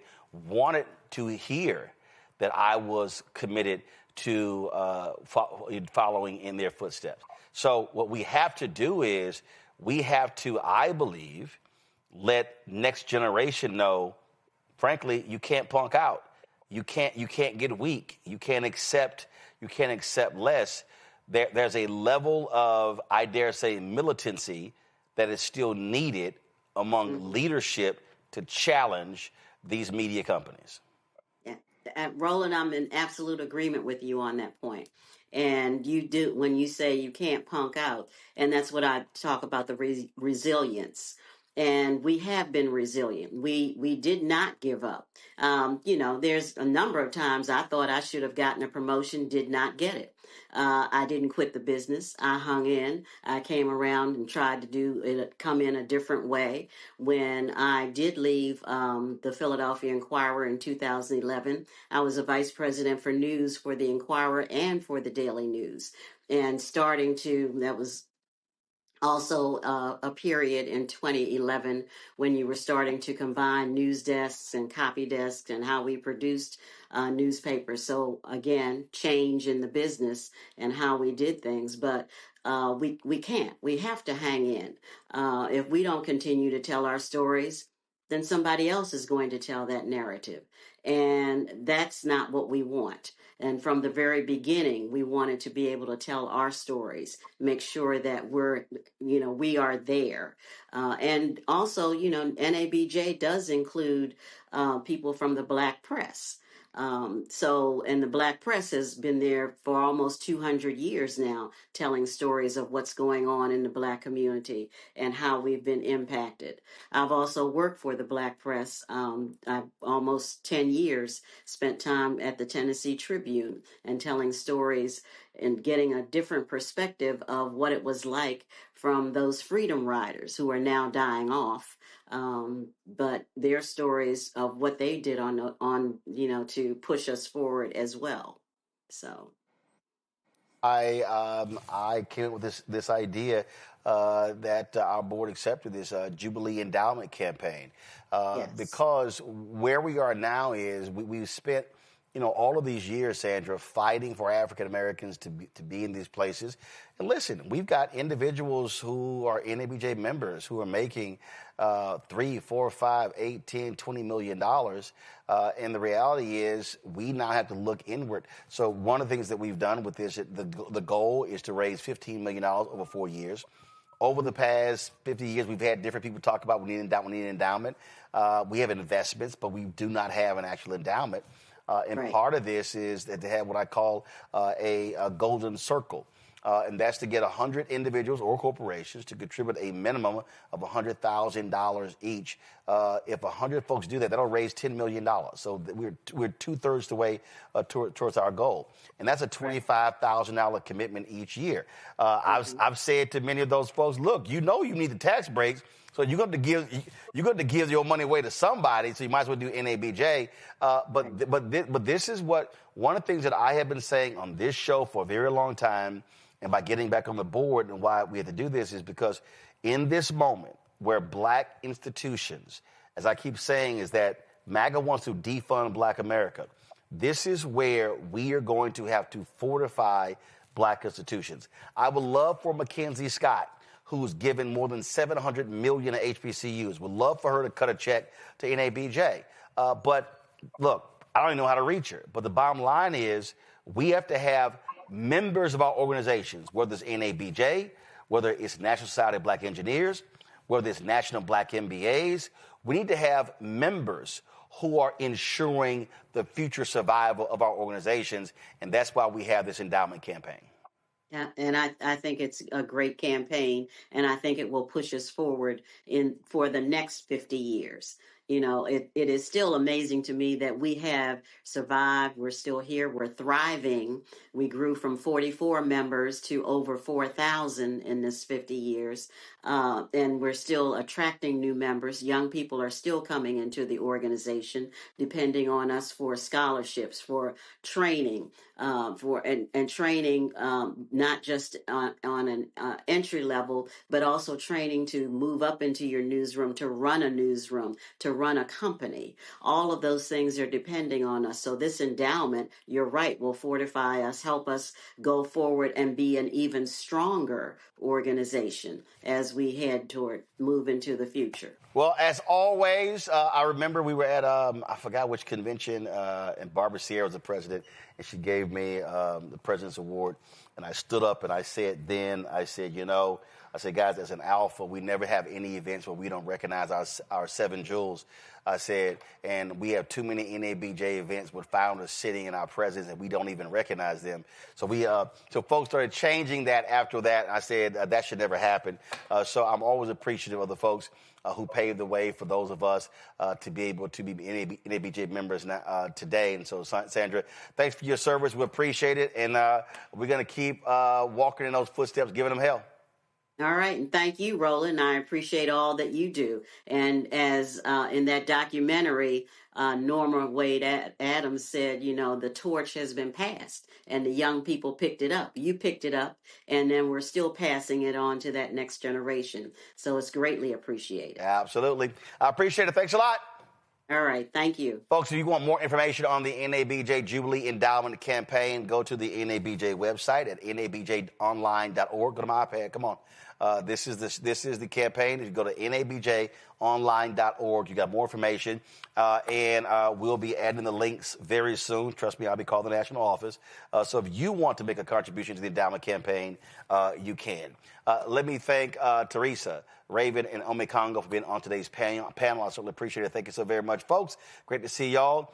Coming up next, a great conversation. DeMaurice Smith, former head of the NFL Players Association, executive director. I will chat with him about his new book, Turf Wars. It is an unbelievable book. And if you think you understand the NFL and pro sports, I can guarantee you, you do not want to miss this conversation. Next, right here, Roland Martin Unfiltered on the Black Star Network.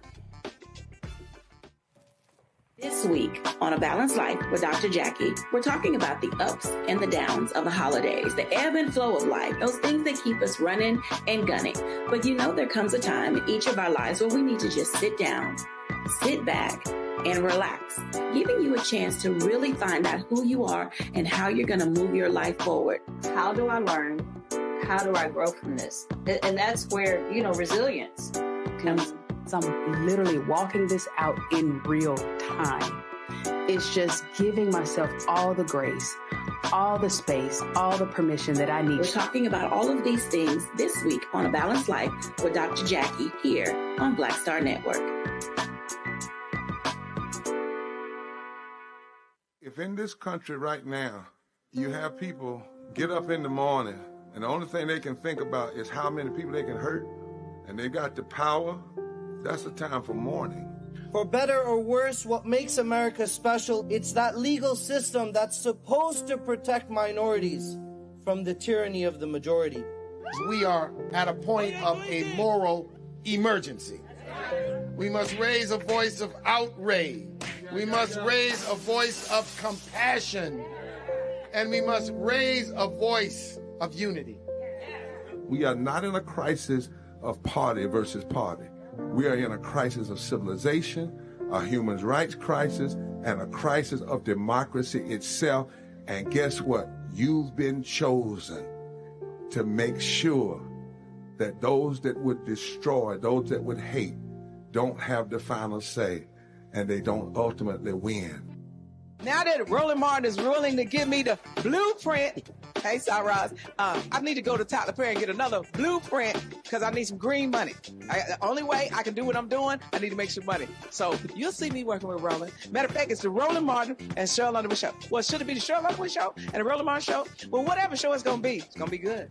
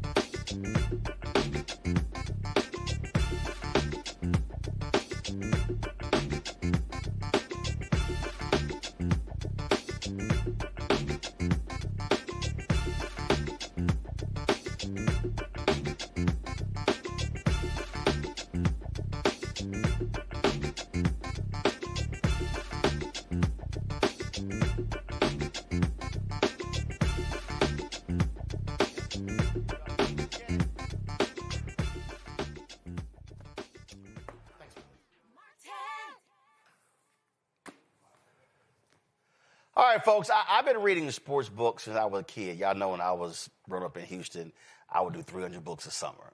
We went to the library, and my mom made us check out the maximum number of books every week, not the minimum number of books. And so I really got into a lot of sports books. Then, of course, as I got older, and then I said I'm going to leave the children's section, and I went to the other side of the Pleasantville library, where I said that was the adult books, and then began to read books. And so many of those books were about sports characters, Lou Gehrig and Jackie Robinson, Willie Mays, and others. But that's one facet of sports. The other facet is the business of the business. And too many of us, as fans, we are fixated on the fandom of sports, not understanding the real life and death implications involved in sports. Well, in a new book called Turf Wars, The Fight for the Soul of America's Game. It is written by DeMaurice Smith. He is the former executive director of the NFL Players Association. It is an absolutely riveting book that really takes you inside. And when I say inside, I'm talking inside, not only of the NFL and the commissioner and the owners, but also the players and their psyche. And DeMaurice joins us right now, man. Glad to see you. Very much. As you can see, look, I read books. That's the way I want to see it. I read books. Same thing. So I don't particularly like, sometimes I'll take the cover off, but this is what happens when you travel. So I'll be taping mine up. I love it. So let's get right into it. You spent 14 years as head of the NFL Players Association, following the legend, Gene Upshaw. And he was a player. Mm-hmm. That right there was an issue. Yep. And it is an issue because, well, people have to understand this union, it's the NFL Players Association. It's theirs. But their job is to play football. Correct. Their job is not to know the ins and outs of labor agreements, legal precedent, things along those lines. Yeah. So you walking in, that had to be coming from corporate law, coming from federal prosecution. That had to be a culture shock learning curve to understand that also they're my bosses. 100%. Look, first of all, you mentioned the GOAT, and that was Gene. And, Gene ran the union for decades, played as a player for decades. The most precious thing that I ever had in the union building was the only helmet that Gene Upshaw wore. And I kept that in the building for one reason. It is covered in duct tape. It's got chip paint. But Gene really represented that hard nose. We're going to play football in a tough way. We're also going to run this union in a tough way. And that's the way that I wanted to run the union. And coming in from, like you said, 10 years as a prosecutor, another 10 years representing big companies, it's a bit of a culture shock. The players are young, and they love playing the game. For almost all of them, it's also their first job. Right. Right. And I think, it took me a while to start giving them a little bit more of a cushion, a little bit more of a grace. But, I remember my first job working at a restaurant sub shop, and you realize in your first job that the boss doesn't care for you. The players of the National Football League sometimes have to be shocked out of this complacency that they're joining a family. Right. That they're part of the Jets family, that they're part of the NFL family. Well, we just saw it, and I text you.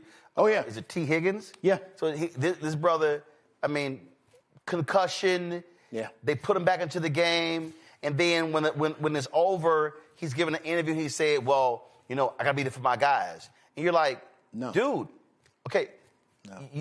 You're going to have another 20, 30, 40, 50 years of life.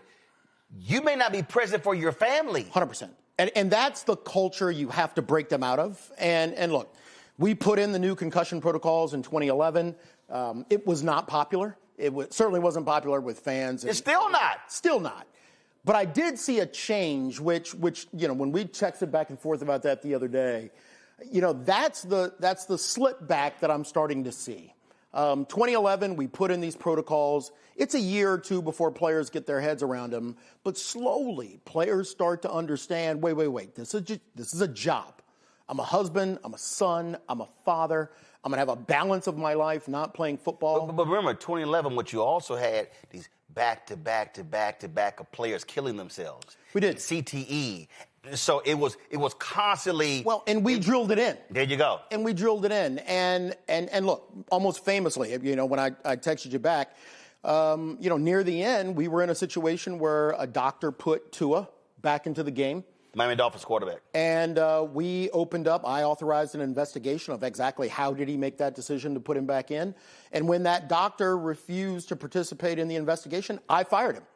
Everybody lost their minds, especially the league, especially the doctor. But again, Roland, hey, look, you have one job. Right. Your job is not to be a fan. First of all, you are a doctor. You're a doctor. You have a Hippocratic oath. Just do the Hippocratic Oath and we're good. But what we learned with Dr. Omothalo, what we learned with even the movie that came out, what we learned is that the doctors were operating like they were fans. 100%. The doctors were not operating as these independent medical. It was kind of like, no, you work for the team. Or for the league, or your hospital is the official partner of the team, and so your job is not to the well-being of the athlete; is to get his butt back on the field fast as possible. I'll give you one further, and it sounds like the punchline to a joke. When I took the job in 2009, the head of the league's concussion committee was a rheumatologist, not a neurosurgeon, a rheumatologist. He was the one that tried to block Dr. Amalu's studies, and I was the first one that hired Bennett into the NFL family because I wanted him to tell us how do we build a new set of structures to keep players safe.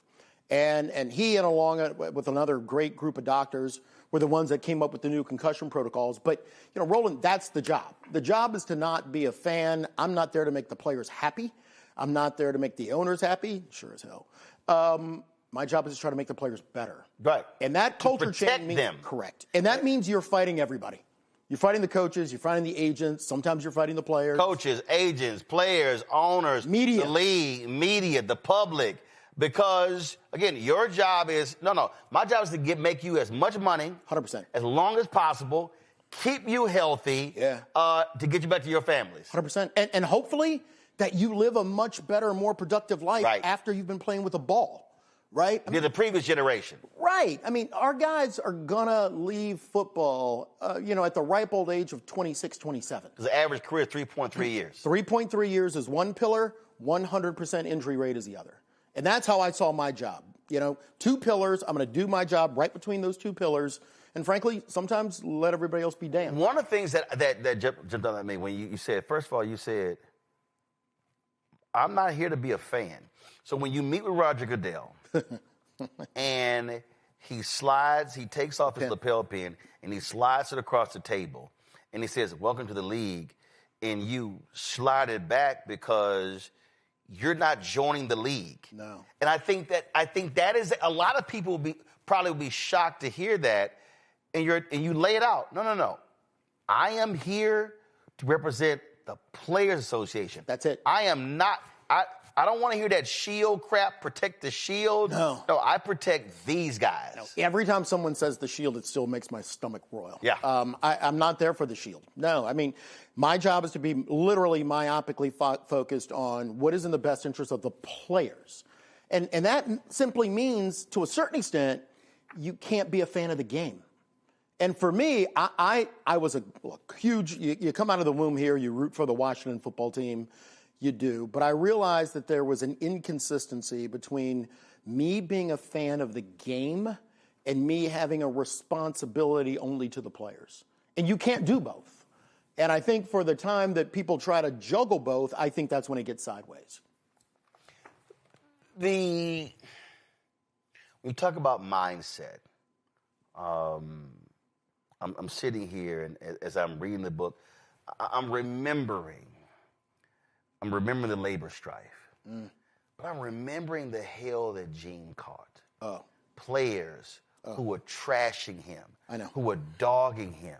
I know. How dare you to get us a better deal? I know. And you come in and then you realize it, and you're doing your research and you're realizing how they've gotten screwed. And you're studying baseball and hockey and basketball. And I often talk about, I always have this conversation when I say the baseball players.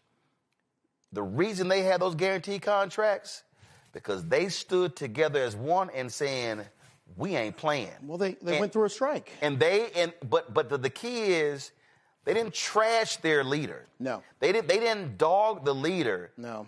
But these owners, they also know, and this is why I love NIL today, that they were dealing with largely African Americans who were poor, who came from nothing, right, who desperately needed the money, right, and they were who were not financially savvy, and so they knew, we got y'all, because 100%.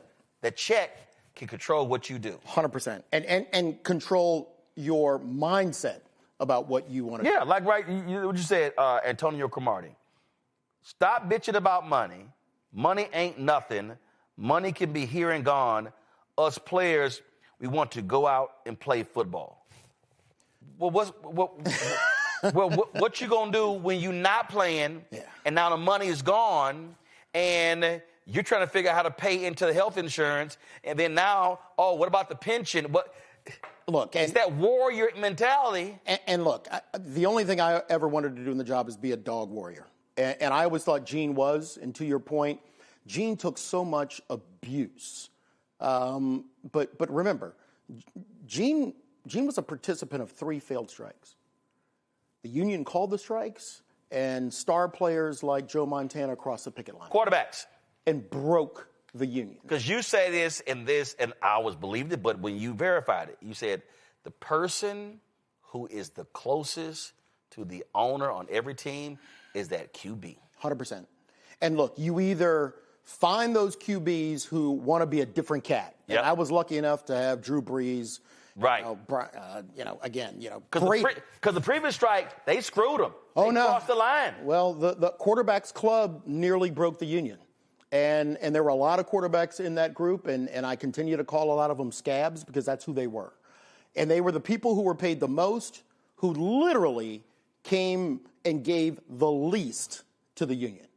And I will never forgive that group of people because all those men needed to do was just toe the line. Right. I mean, Gene never asked those guys to do any more than anybody else in the locker room. You know, by the time I came in, one of the reasons why I needed Brady and Breeze and Manning to really now stand up and sue the league, I needed to reverse that mentality. Yep. And thankfully, you know, guys who came behind those guys were always good, strong dudes, and we needed it. And see, again, so for people who are watching and listening, you might be the NFL PA executive director, but you're dealing with, was it 32 teams? 32 teams, 2,500 guys. You're dealing with 31 billionaires. 32 distinct environments. And so this locker room is different from this one and from this one. And so you got to like convince cats in each one. It's not like 100%. You having a mass meeting. You like got to go to each one, convince in each one. And so you're going to have resistance. Hey, I'm down with you. I don't trust you. 100%. And so it is. It is not for the faint of heart. Reading the book, I was like, damn, this job ain't easy. No. Look, I used to be 6'2", and I had tons of hair. So, no, look, it's a tough job because it's a group of young men who, again, it's their first job. They're doing something they love. It's all they want to do.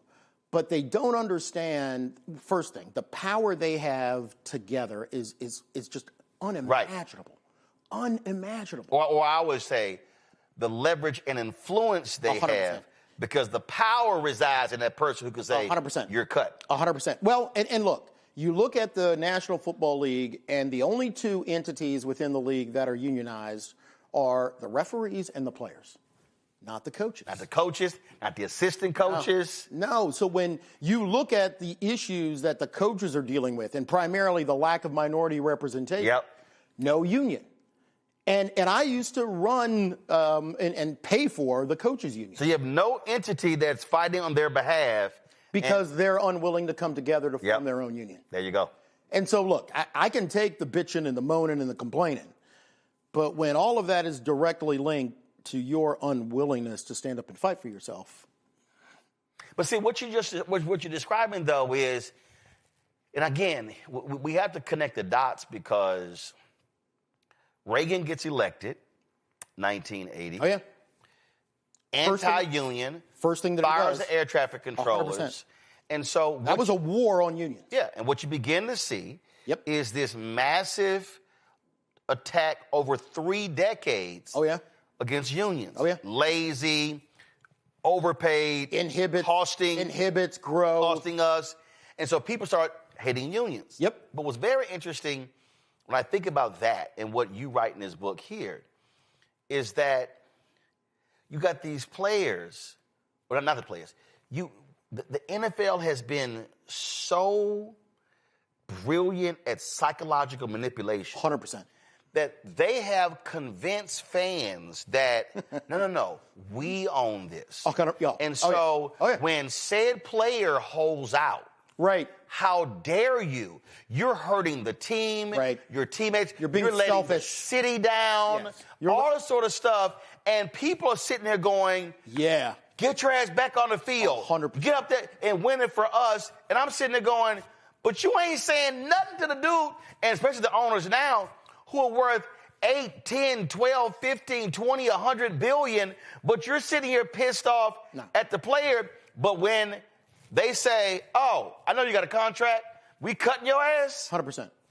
No, look, the manipulation is insane. Well, look, and it's also, let's just call it the way it is. It is absolutely perpetrated by the league's TV partners, right? They just are.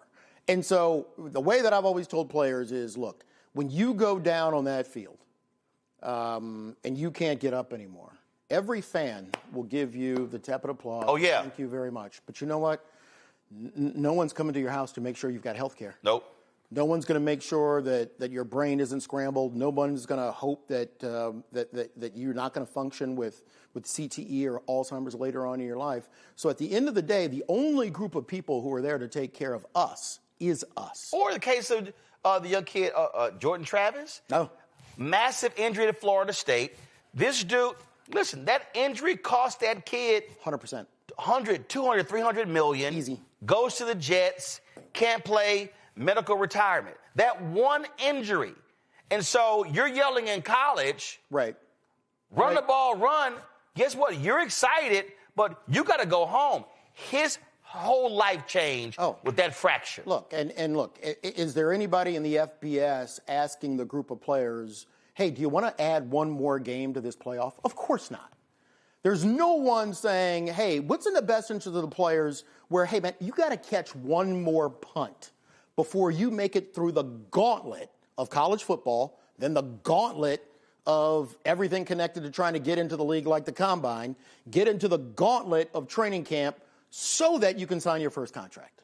No one else is thinking about how does this detrimentally impact the players than the players themselves. Especially when we talk about that one hit. I told Sterling Sharp this. I said, before I got to know him and become friends, I said, Sterling, I said, you know I talked about you for years. Yeah. He was like, what? I remember I was in Dallas in the sports radio, and I'm listening, and they're going off. They're going off on some player with the Cowboys who was holding out. Now, first of all, I despise the Cowboys more than I hate the Klan. Yep. Trust me, and the Grand Wizard Jerry, same thing. I hate the Cowboys. But I'm listening to this radio show, and I was so pissed off, and I called in.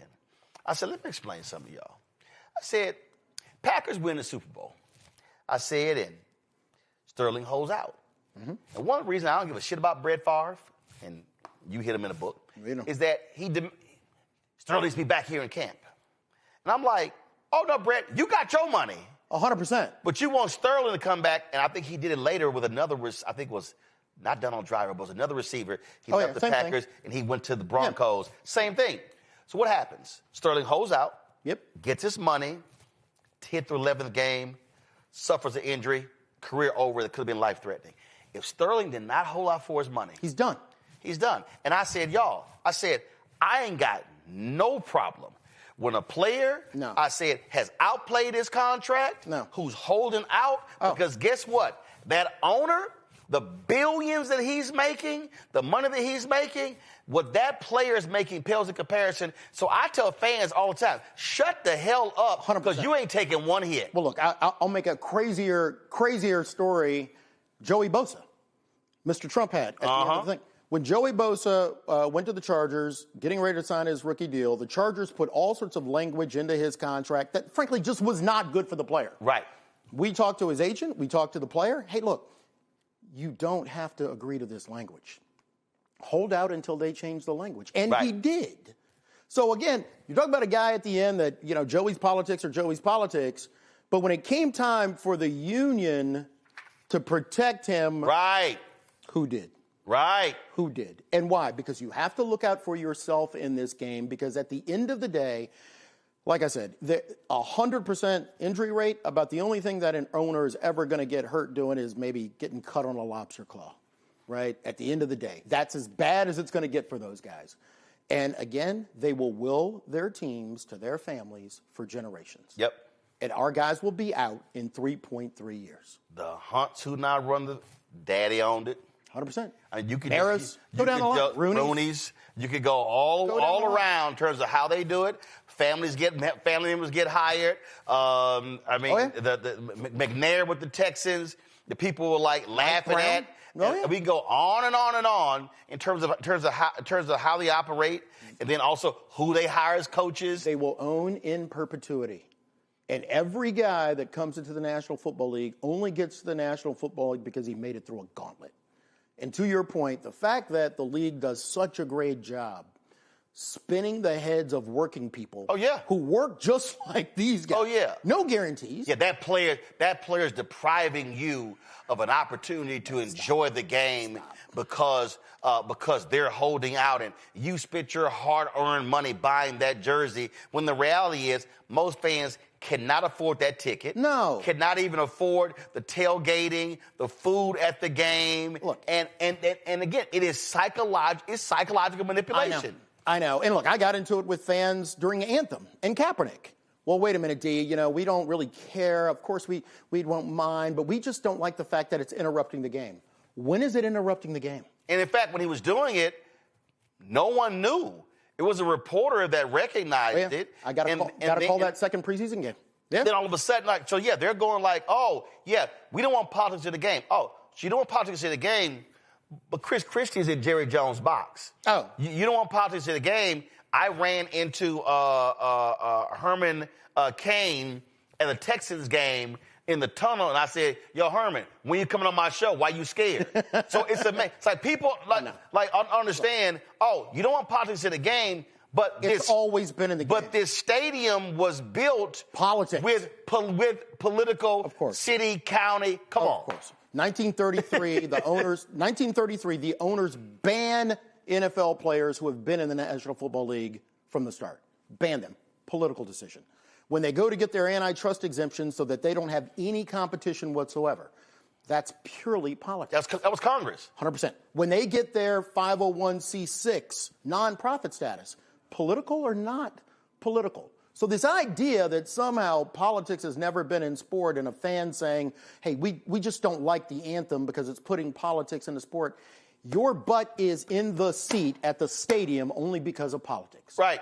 That's it. And so when the Chiefs are pissed off right now because the voters didn't give them the referendum. And they're pissed off. That's politics. That's politics. And so, we are in a macro political system in America now that is run by oligarchs. And at the end of turf wars, I came to the conclusion that now the country's being run like the NFL. Yeah. And it is politics first. It's wealth and absolutely, rich people and billionaires getting richer. That's the system. And if people just don't wake up and understand that this is just a money play, this is a power play. Yeah. That's why I wanted to write Turf Wars. You mentioned Kaepernick. I was I covered that extensively. Yeah. Texting him and others back and forth. But I was shocked reading your book at how he wasn't even talking to y'all. And the reason I remember that vividly, because the protest and people who were involved in it. Yeah. I remember the conversations, and folks were like, "Well, okay, dude, are you in this? Are you not? Right. Are you leading this? Are you not? Like, what are you doing?" And then, so you don't want people wearing jerseys and going to games. And then it's like, okay, but what are you doing? And then the Players Coalition, and then the whole deal. And I'm sitting here, and you're literally saying, dude, are you gonna call us back? Yeah. It was a hard time. My job is to represent the players, and I did. And we represented Colin. We woke up and found out about the settlement on the news like everybody else. Trying to keep the players. When you say the settlement, that was when he sued the NFL, right? And then he settles for him and Eric like $8 million.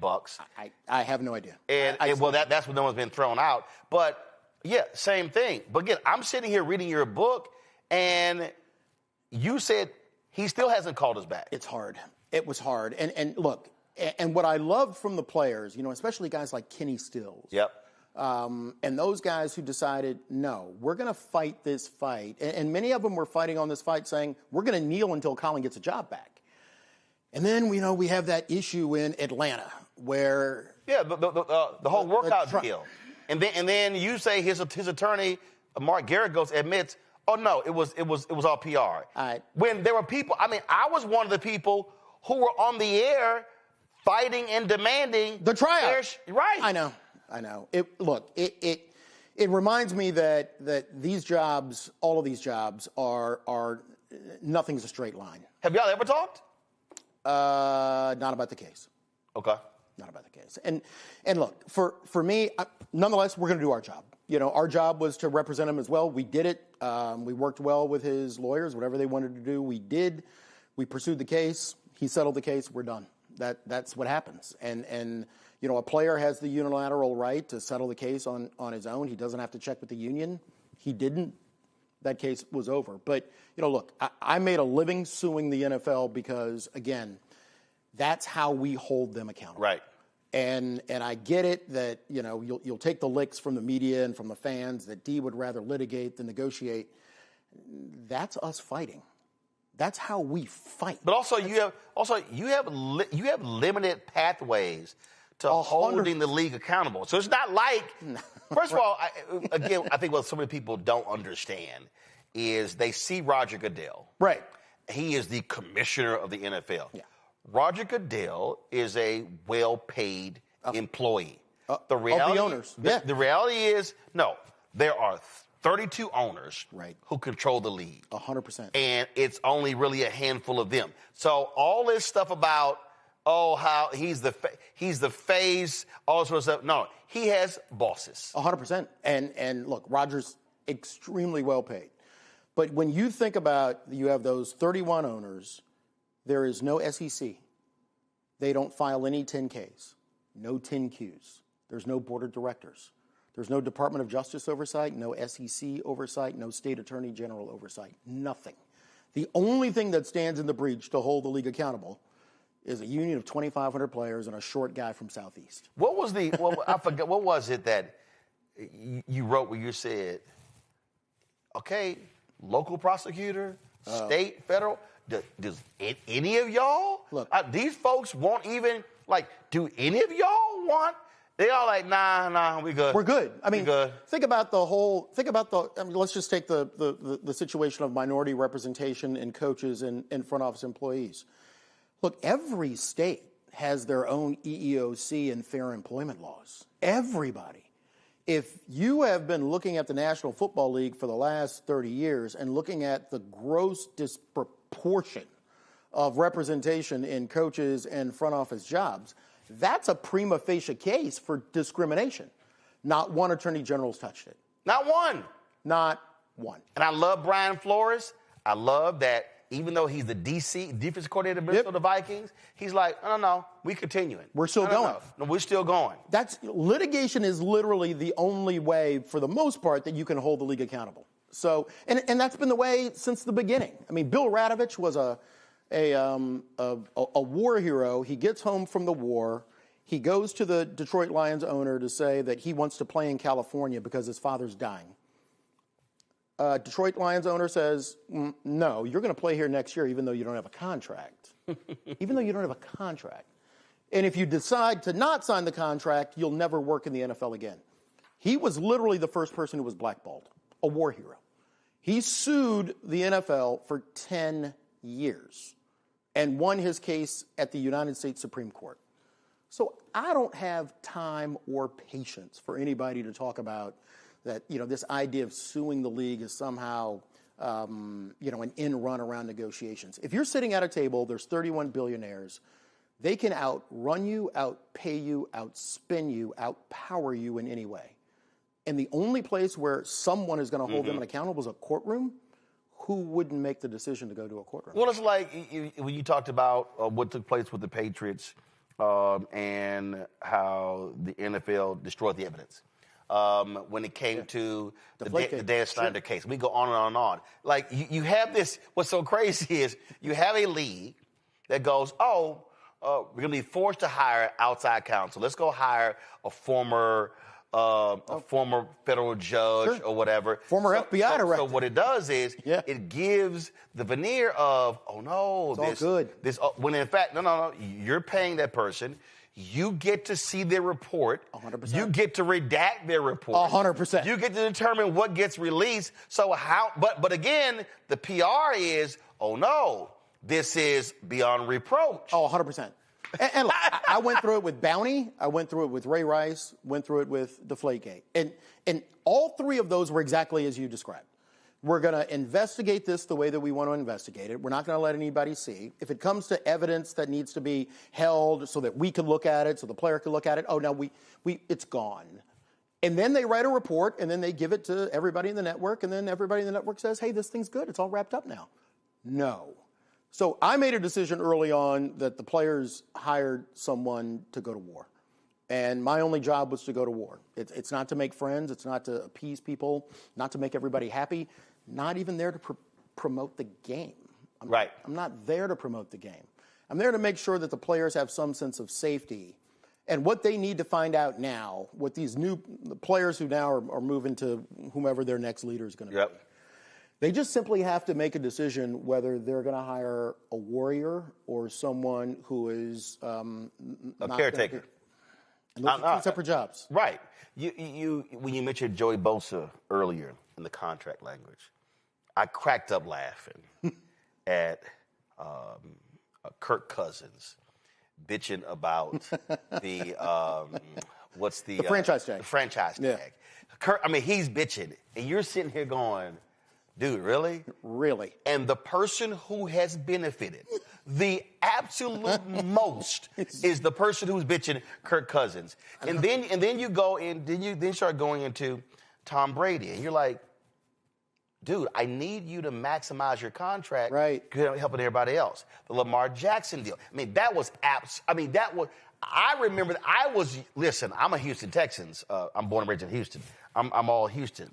But I was yelling, y'all, this is absolute collusion. Absolutely. How in the hell the MVP becomes available and nobody bids? The Atlanta Falcons go, oh no, we're good. Your QB sucks.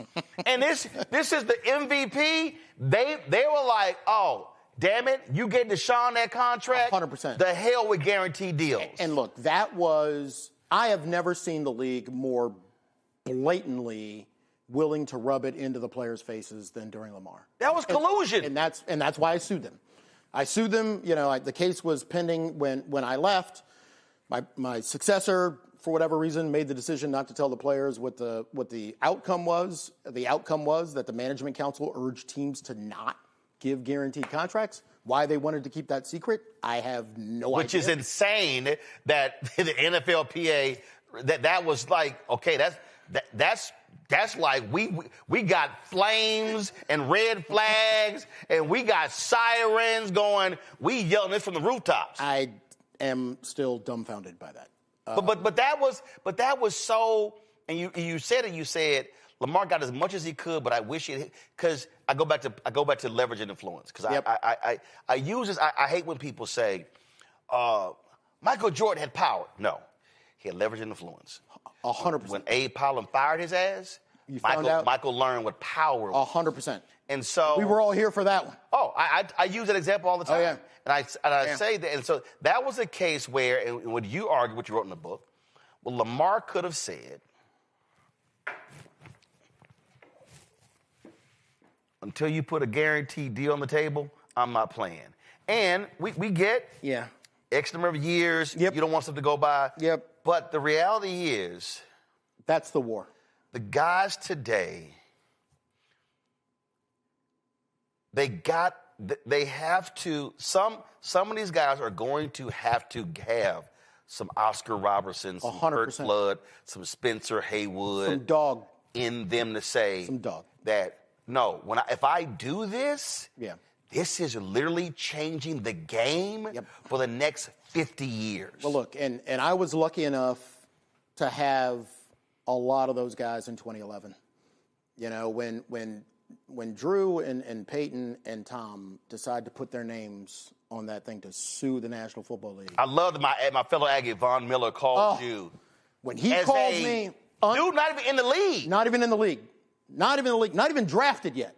That dude called me on my cell phone, hey, D, I want to be a part of this. We need those guys. Somebody has to find those guys for the next 15, 20 years, because what's going to happen, because I know the owners and I know the way they operate, they're going to try to roll all of this back. Yeah. And they're unhappy about a lot of the current deal right now, mostly because a lot of teams are spending above the salary cap. That's the way we structured it. I'm not mad. Spend as much as you want. Because you wrote about how a lot of these teams were under it, and they were just sitting there pocketing that money. Oh, yeah. They were just like, we're going to be competitive. We're just going to keep, and we'll keep going. Well, when you think about the teams, and again, fans were conditioned to believe, well, of course everybody's spending the salary cap because everybody wants to win the same amount. No, they don't. The fact that you had more than 10 teams spending less than 80% of the salary cap or 85% of the salary cap for decades. It's a third of the league. It's unbelievable. So now, when they declared war on us in 2011, guys stood up. And guys like Vaughn, Legion, Mike Vrabel was like a hardcore union guy standing up. And we found those people to stand up and fight.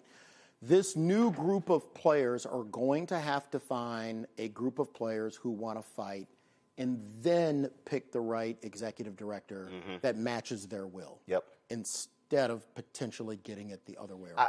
I really need you to explain to people. I mean, when Robert Kraft, who you talk a lot in this book, when he went on CNBC and said, oh, yeah, it's socialism. And Joe Kernan, hardcore MAGA, well, no, don't say that, because this is before the Mamdani election. Right. Kernan, no, don't say that. And then Kraft tried to dance out of it. And it's like, no. It is. The NFL, the most profitable sports league in America, the NFL is a socialist system. 100%. Explain to people how it is pure socialism. By definition, they socialize their cost, they privatize their wealth. When you think about almost every stadium in the country is supported by taxpayer money. The league will say, well, wait, the owner's going to kick in some money to build the stadium, and perhaps the Bill Stadium is the best example. Right. By the time it's over, the taxpayers in Erie and in New York are going to end up paying close to $1.4, $1.5 billion. New York State, Kathy Hochul put it $600 billion. And I was like, yo, where the hell that come from? At the end of the day, every economist believes it's going to be well over $1.5 billion. Later on in the month, she's got to make a decision on the budget to cut aid to whom? Kids and families and mothers. But she gave the Pagulas, multiple billionaires, $600 million for a stadium. 100%. That again, I believe it's going to be $1.5 billion by the time it's done. One of the worst stadium deals, Cincinnati. Easy. And then, Terry Pagula parks his $100 million yacht, for whatever it is, out front so that he can watch his daughter play in the tennis match. But that is what they do. Even when they say that the owner is going to kick in money, the owner's money is tied to the PSLs that the fans are paying. So the fans are going to pay 3 times for this stadium. You're going to pay from tax costs, you're going to pay for PSLs, and then you're going to pay tickets to get into the stadium. Right. I'm paying a license that gives me the right to buy the seat. Yeah. So let's flip it around and let's just turn it into D. Smith's house. I go to the folks in Montgomery County and say, hey, look, I got a great idea. I want to build a big house for myself. The only thing I need is the city or the state or the county to give me the land to build the house on. That's all I need.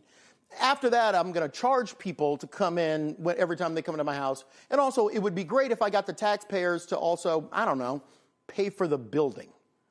Everybody would laugh.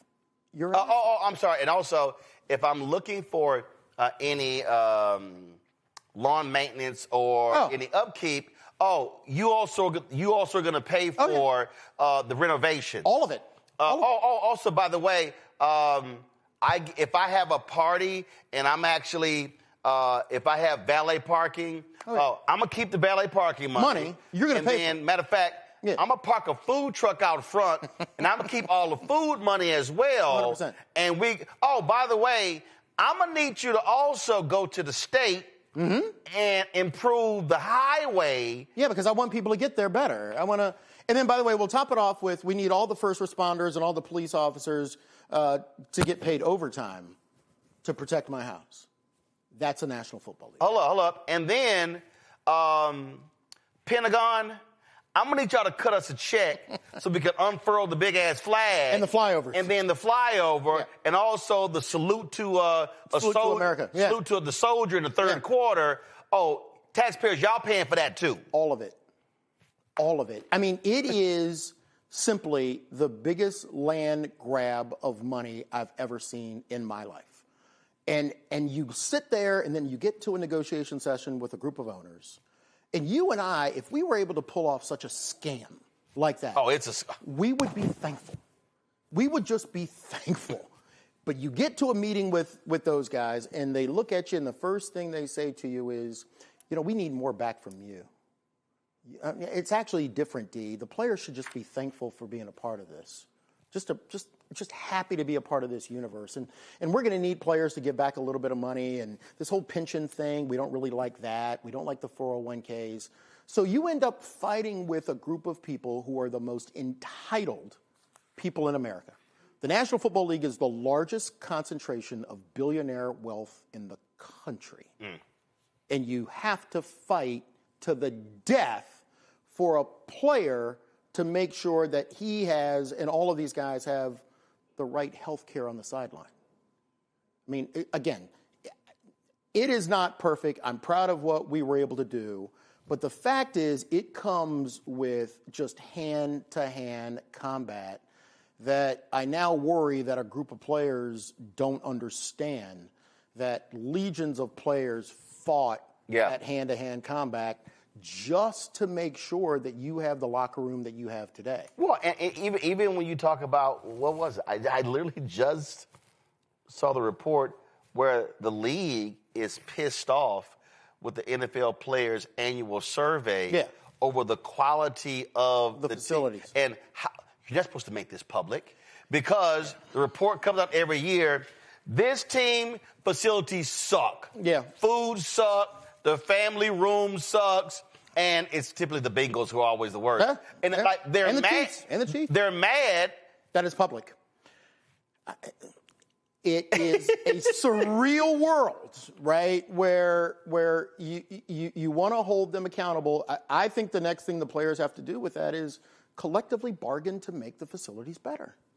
Right? I mean, look, I love the idea of the survey, but the next thing that you have to do after that is go and fight to make all of the facilities meet some because what the players have to, but this is and then again it goes back to leverage and influence. Yes. There literally is no game without the players. Correct. If the players said, I go back to when the NCAA was scared as hell that Nolan Richardson and John Thompson were going to boycott. I remember the one when Thompson walked off the court. 40 minutes of hell. I think it was Prop 48.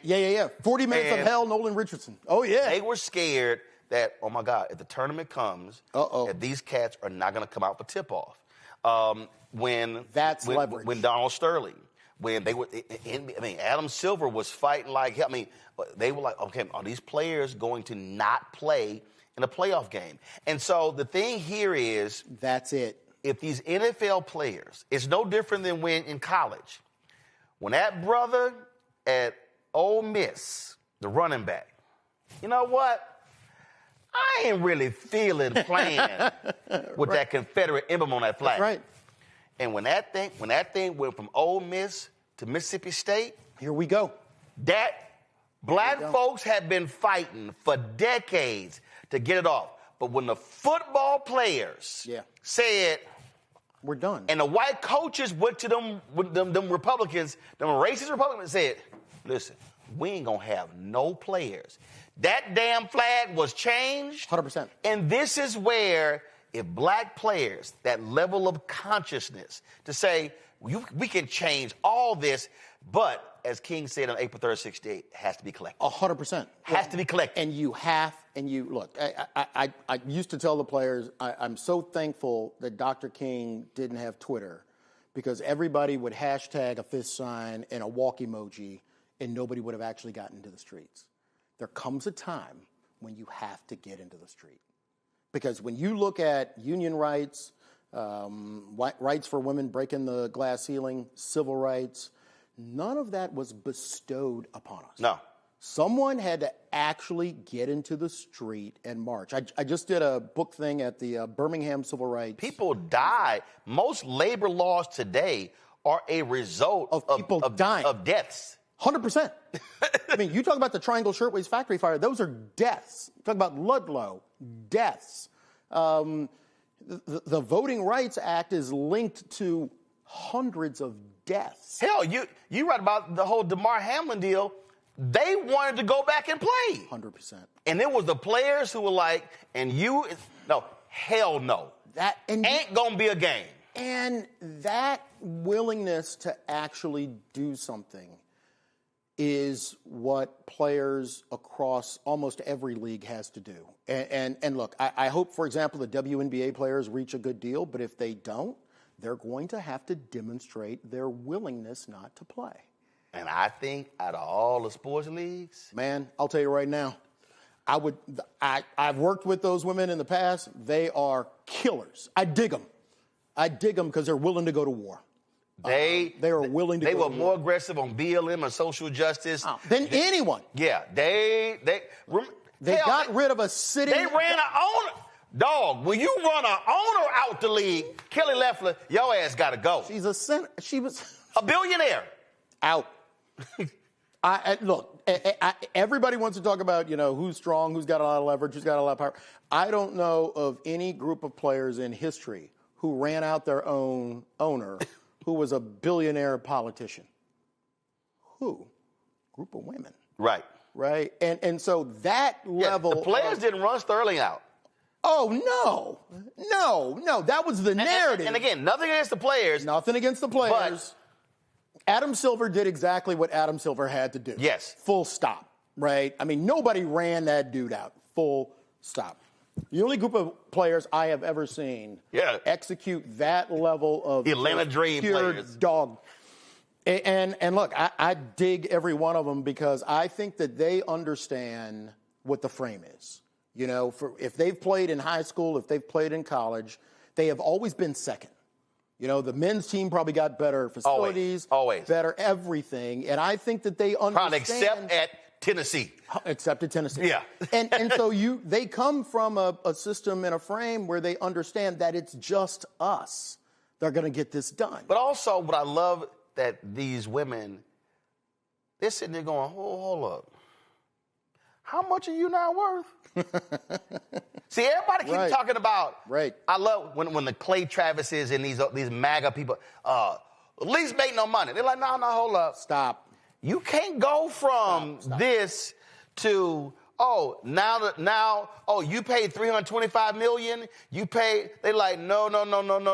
They're making money. We see what's going on here. 100%. We see how the game's playing. And they're like, and because the WNBA is so young, now with these rival leagues, they're like, the talent can go over here. Because for so long, if you were a woman basketball player, you actually made more money going overseas. Oh, 100%. So unlike in the United States where it's the NFL or bust, yeah, you can play overseas, but the NBA money is different from over there. Correct. They actually made more money in Poland and Russia than the United States. Look, so much so they tried to change the rule to say if you worked over there, you couldn't come back. So, I mean, the agency that these group of athletes have, I see as almost unique in the paradigm. And I'm looking for them to use every bit of leverage they have. A few more questions. Being the head 14 years took a massive personal toll. Yeah. The drinking. It was just, you write how, this job was eating you alive because it was 24/7. It's hard. Look, I only know one way to go, and that's 110 miles an hour the whole time. And you convince yourself that you're absolutely indestructible. You just do. And it got to a point for me of, look, the way that my brain churns about everything that the league is going to do. I'm playing three-dimensional chess all day. Right. And unfortunately, all night. And it wears on you. And so for me, just to get to sleep at night, you're hitting a few martinis and a half a bottle of wine. And I thought that, it doesn't, look, for anybody who finds themselves in that situation and for people out there who have dealt with it, they all tell the same story. It doesn't jump on you one day. It's just that one day you realize, wait a minute, what has happened? And when my jaw wires shut where I could barely walk and had to go see somebody to handle TMJ, I knew that the stress level for me and my ability to handle it had completely got out of whack. Mm-hmm. And that, look, that's born out of this belief that you're indestructible. But I think, for me, what led me there and some of the frustration that I had with some of the players,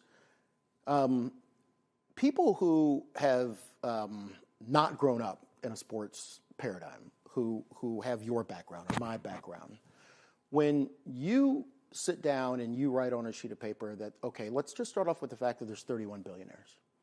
And they control, and they have a way of controlling almost every political figure in their state. They have a PAC, and they can control almost every politician they want. Sure, we might be able to file a few lawsuits, but they have more money to spin these lawsuits into litigation forever. I've got a group of players who are primarily under the age of 23 years old. They play for 3.3 years. There's a part of you that in order to play the three-dimensional chess the right way, you actually have to become the lawyer for the other side and say to themselves, well, if I was running this, what would I do to D. Smith? I mean, you literally have to deal with the owners trying to put a former player right in the job that you got in Troy Vincent, who they then hire on their side. That was, you say, basically, they wanted to control the union 100%. by putting their own guy in. 100%. And again, go back to Gene Upshaw. Troy is out of the union because of Gene Upshaw. Because when Gene found out, that was Troy's last day. And Gene understood the stakes, I think, better than anyone. And in some respects, he was much stronger and a much more powerful leader than I would ever be. He was also willing to do things that I'm not sure I could do. I mean, when you think about Gene as the executive director, they call a strike. I mean, they call the play. The players, look, Gene doesn't make that call. The players make that. That's a vote. That's a vote. Right. And everybody decides we are going to pursue this strike. It's a majority vote. 100%, until we get what we want.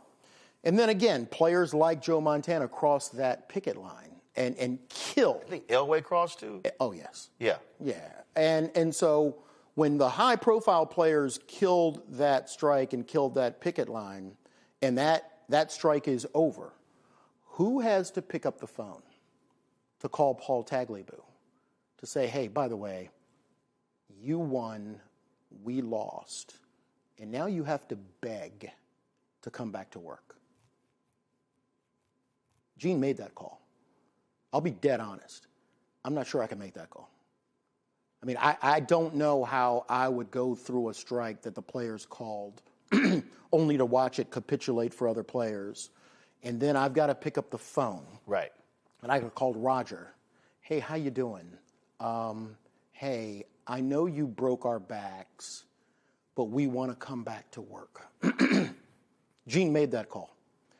And when he made that call, the owner said, sure, you know what, it's great. Why don't you all come back to work? But the first game this weekend, everybody's playing for free. That's what the league did. So, no, I don't have any and love he couldn't lost. Object. What do you do? You're lost. You've lost.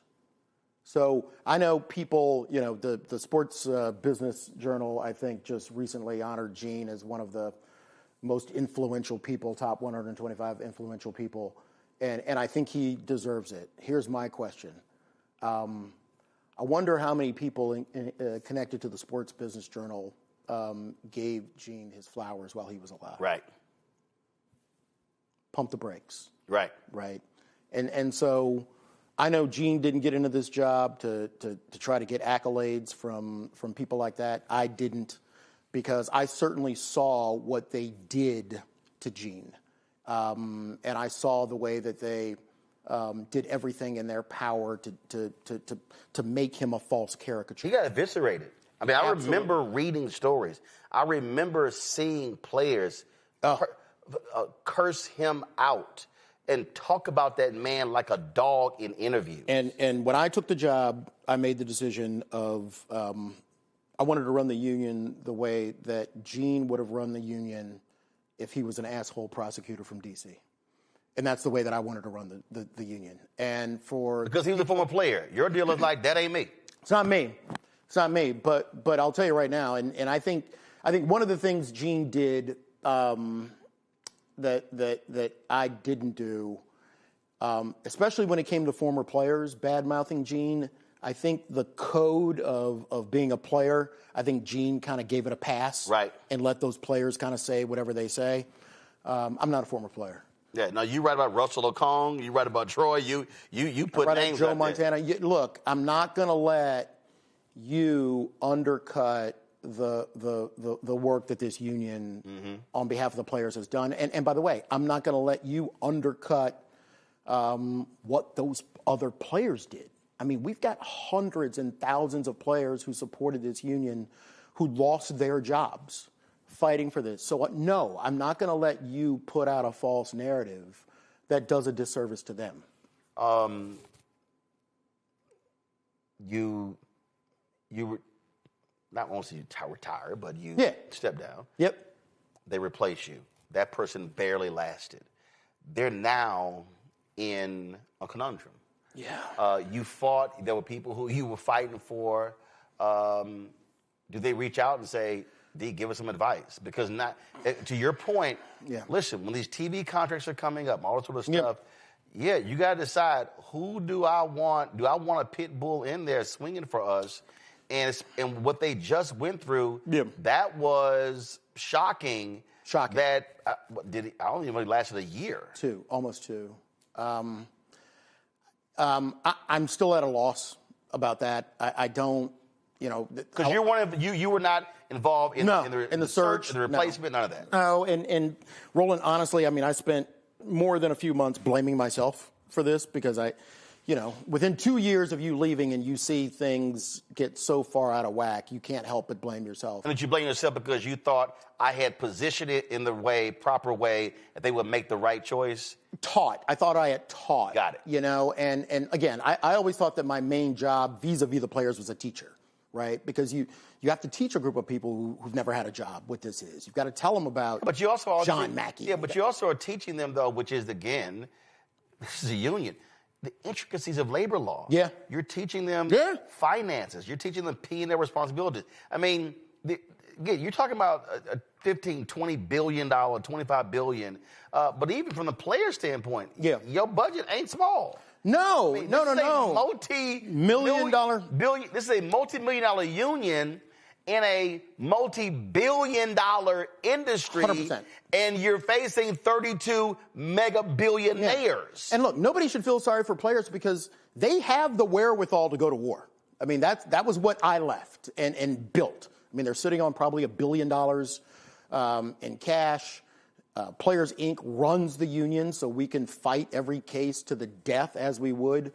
But, for example, when it became public about the collusion lawsuit that somebody decided to keep secret from the players, two things jumped out at me. One, the collusion case, and let's one giant step back.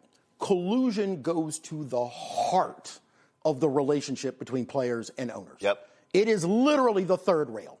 And when you think about the baseball strike in 1994, that was pure leverage by the players. But the same thing that was going on at the time. They still hate Marvin Miller. That man to death. They still hate that. That man has passed away, and his name is a cuss word. And you know who was my mentor? Marvin. And they still hate him. And Marvin talks about.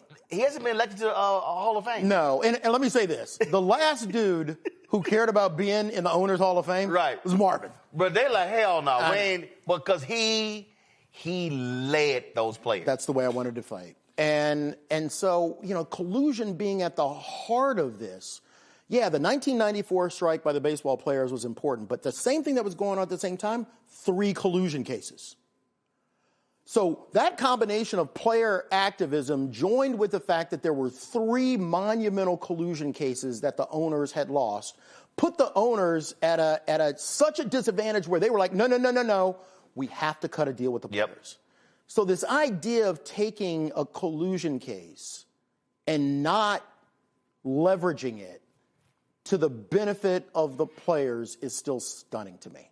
And I'm always walking a careful line. I've got a non-disparagement clause against them, but that's simply the truth. The collusion is the most important thing for any group of players to find and leverage. It led to free agency in 1993. John Mackey started the collusion fight in 1971. Kaepernick is a collusion case. Lamar is a collusion case. Right. So, yes, this is the essence of the fight. And so my hope, look, I love the union. I love the players. My hope is that they find that warrior spirit, because if they don't, I'll tell you a group of people who will roll the clock back on them. Those billionaires. 100%. Do you believe, last question, do you believe that with NIL, and this is the position that I take, that what NIL has done, so the old model was player gets drafted. Right. He walks across that stage. Happy. Big bear hug from Roger Goodell. Drives me crazy. And then they go interview him about my mama house. Yeah. And all this sort of stuff. About mama daddy a truck. Okay, if you ever even see the daddy. Now all of a sudden, you're a mess. You got cats. I hated that. I do too. I hated it. It's against our grain of existence as men. Right? Right. This whole, thankful. Like, this is my new daddy. Yeah. Shake his hand. Right. It's right. Shake his hand. I'm like. I said the same thing to every rookie. Shake his hand. Right. Because that bear hug, but if you do something, he's going to be giving you that fine. The next time you see Roger will be when he suspends you. Right. That's what I used to tell people. Just shake his hand. So.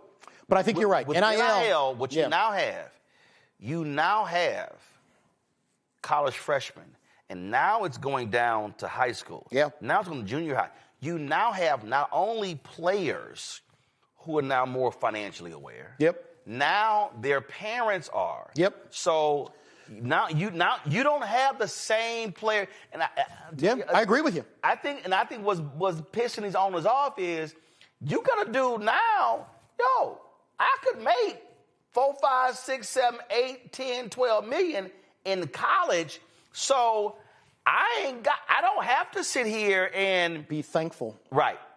I think NIL is changing a lot of this right here among a lot of these ball players, especially African Americans. Look, I think that's absolutely right, and I think that's the hope.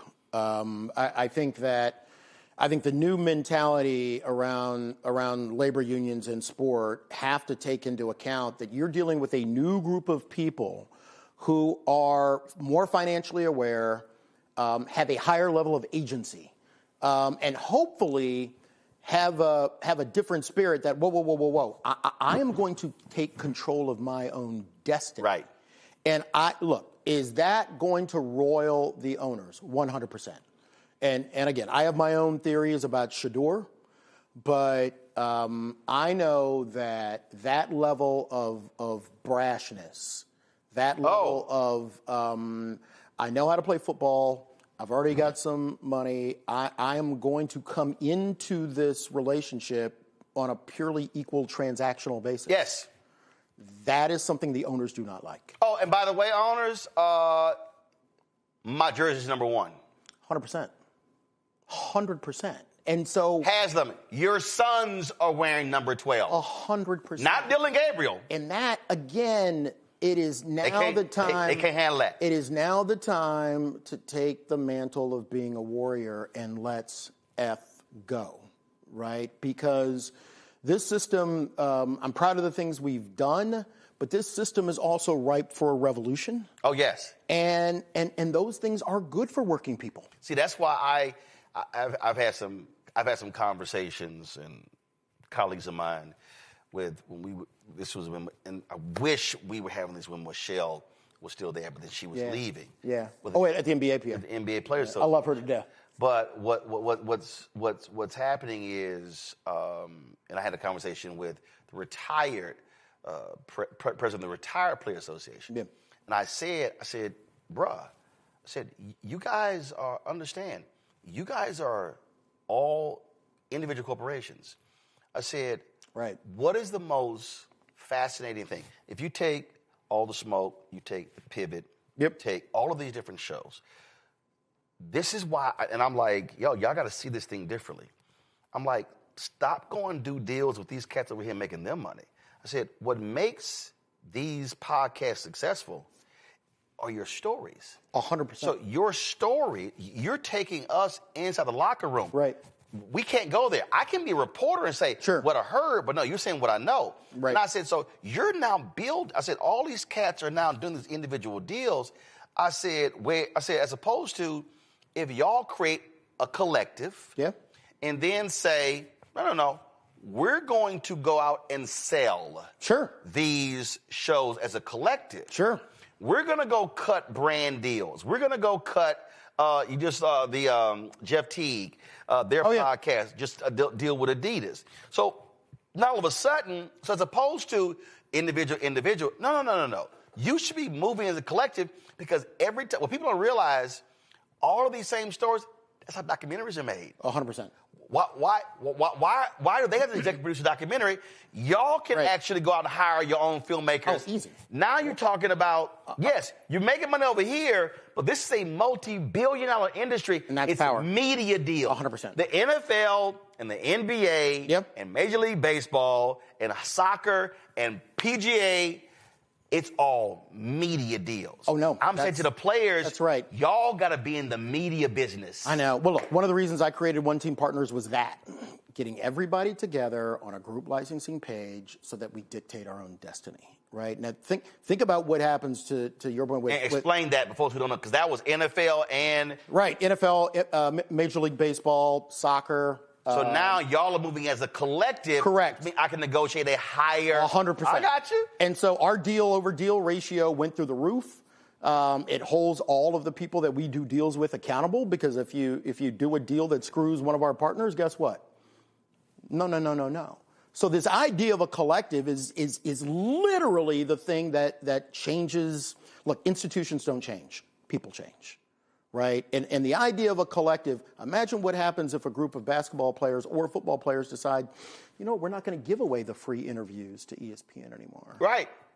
We're going to create NewCo, and we're going to do it ourselves. What was that when the magazine, the players, Derek Jeter, that's what that was. The magazine, the player, it was called the Players Tribune. Yeah. I mean, that was that nation idea. It was sort of like, wait a minute, hold up. Why do I'm driving ESPN. I'm driving TNT. Without us, you don't have shit to talk about when the game's over. One of the biggest fights I got into in the National Football League, if you think back to Marshawn Lynch, who I remember famously, remember it. Didn't want to come to the press conference, and the way the CBA is written, it only says that the players have to be available. No player has to give an interview. I mean, and I fought that thing so hard. Why? Because at some point, this collective is going to understand that the media deals and our ability to go directly to the consumer is going to absolutely change this market. Did you see the movie? I guarantee you saw it. I love the movie because he shot it with an iPhone. That's one of the reasons why I love High Flying Bird. Oh, yeah. I love it because the crux of that is, self-media silo. We're the product. If we can sell tickets, get excited. So many of the players, and again, I've talked to players. We talk privately. They'll come to me and they say, man, how did you build this show and network? I said, guys, you're in the media business. 100%. I said, that's how they sell shoes and everything else. Well, they're in the media business. And look, and once you are in the media business and you have that piece of leverage, then you use that leverage when it comes time to asymmetrically negotiate a new collective bargaining agreement, right? That's the power. But it takes vision, it takes a level of discipline, but it honestly has to start with a group of players who have to decide that we don't want to be complacent. And that's literally, I think, what's the theme. Complacent, or I'll say satisfied. That's what. So I always think back to the movie Malcolm X, when Denzel playing Malcolm X, Brother Johnson's beaten by the cops. He says, "Call an ambulance," and they call the ambulance, and the cop goes, "All right, you got what you wanted. Now let's break this up." He goes, "No, I'm not satisfied. On to the hospital." I'm always saying, don't be satisfied. I'm not satisfied. 100%. Look, that's what drives us, right? That's what drives us. And look, I've always been such a fan because you speak truth to power. And, man, what a pleasure. Absolutely. I was at that with the coaches meeting. We were in New York. Oh, that's right. And I was hoping, hey, Cats would follow up, because I was like, yo, we're there. But the reality is, movements are built upon moments. Yep. But it requires people that with commitment to say they want to make this thing happen. 100%. That's the only way it happens. That's the only way it happens. Folks, the book is called Turf Wars, The Fight for the Soul of America's Game. And y'all, I'm trying to tell y'all think I'm lying. Listen. It's all marked up. I dig it. I need y'all to understand. I dig it. I don't, when That's what I love. That's what I love. I go through. That's what I love. go through highlighters. And so I'm trying to that's tell the biggest honor that you can give me, I'm trying to tell you. When I work read through a book. I go, look, all my books, it's a highlighter. I have 2 or 3 highlighters, because if one goes dry, I'm good. 100%. And then people always ask me, why don't you get your books? But I said, no, because I actually will go back and pull something from. So, fascinating book as well. Demars, I appreciate it. My brother. Folks, Thank you, brother. that is it for us. Again, be sure to get the book, Turf Wars. I guarantee you absolutely will have a totally different understanding of the NFL. We want y'all to support the show. Of course, look, we ain't got no millionaires and billionaires cutting us checks. We started this show 7 years ago. Now we have this network. We have 3 other shows. We're launching a daily news show next month. We're launching a weekly health show as well. We're trying to launch a business show, all because what we focus on is centering African Americans, speaking to the issues that we care about, where we're not an afterthought. We're sort of a side story, a part of the story. We are the central part of the story. So your support is critical. I said this on our 7th anniversary, so September 4th. The goal was to raise $1 million between then and the end of the year. We got 15 days left because, again, 2026 is going to be huge. We're going to be traveling around the country. We're going to be in North Carolina, Georgia, Texas, doing town hall discussions because we've got midterm elections. But there's a lot of things that will be going on, and so your support is critical. If you want to join our Bring the Funk fan club, I told y'all, I don't send hats, T-shirts, or whatever. When you give, that money goes right back into this show. And I told you, the live streaming unit we have, I just approved the 3rd one. That's $20,000. The Associated Press cut them $180,000 check. We got some new. We got some new things coming with our app. We're switching providers. We have more details with that. That was $110,000. And so in the past 2 weeks, I've literally cut checks for $450,000. And so nothing about this show is free. So your support is absolutely critically important. You want to contribute via Cash App, use the Stripe QR code. You see it right here, bottom left-hand corner. That's also for credit cards. PayPal is R Martin Unfiltered. Venmo is RM Unfiltered. Zelle, Roland at RolandSMartin.com. Roland at RolandMartinUnfiltered.com. Checks and money order, make it payable to Roland Martin Unfiltered, P.O. Box 57196, Washington, D.C., 20037-0196. If you want to, of course, download the Black Star Network app, be sure to do so. Download the app, Android phone, Apple phone, Android TV, Apple TV, Roku, Amazon Fire TV, Xbox One, Samsung Smart TV. Be sure to get our Roland Martin Unfiltered swag. If y'all want to get our shirts, our hoodies, our crew necks, our T-shirts, everything, go to shopblackstarnetwork.com. The QR code there as well. All of those products on my desk over there, you see, those are Black-owned companies that are on our marketplace. Y'all, we got, you name it, backpacks, we got dolls, steam dolls, we got relishes, sauces, we got Christmas ornaments, we got all kinds of stuff. Go to shopblackstarnetwork.com. When you buy those products, and look, y'all buying Christmas gifts, buy Black-owned, okay? When you buy those products, then you also are supporting this show as well. So go to shopblackstarnetwork.com. Don't forget, fan base. It is just 2 days left in the capital raise. They're trying to raise $17 million. They crossed $15 million. You got 2 days left. I'm going to have Isaac Hayes III on tomorrow. That's it. The fundraising round closes on Wednesday. Download the app, Fanbase. And of course, if you want to invest, get more information at startengine.com/fanbase. Startengine.com/fanbase. I wore my Aggie shirt. Now, you know, I ain't happy with these our conservative border regions.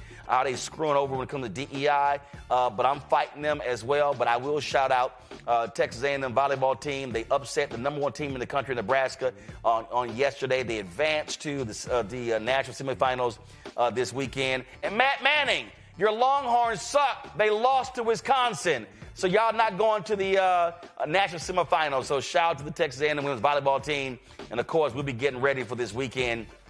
My Aggies play Miami. Oh, by the way, Henry, your Cowboys suck.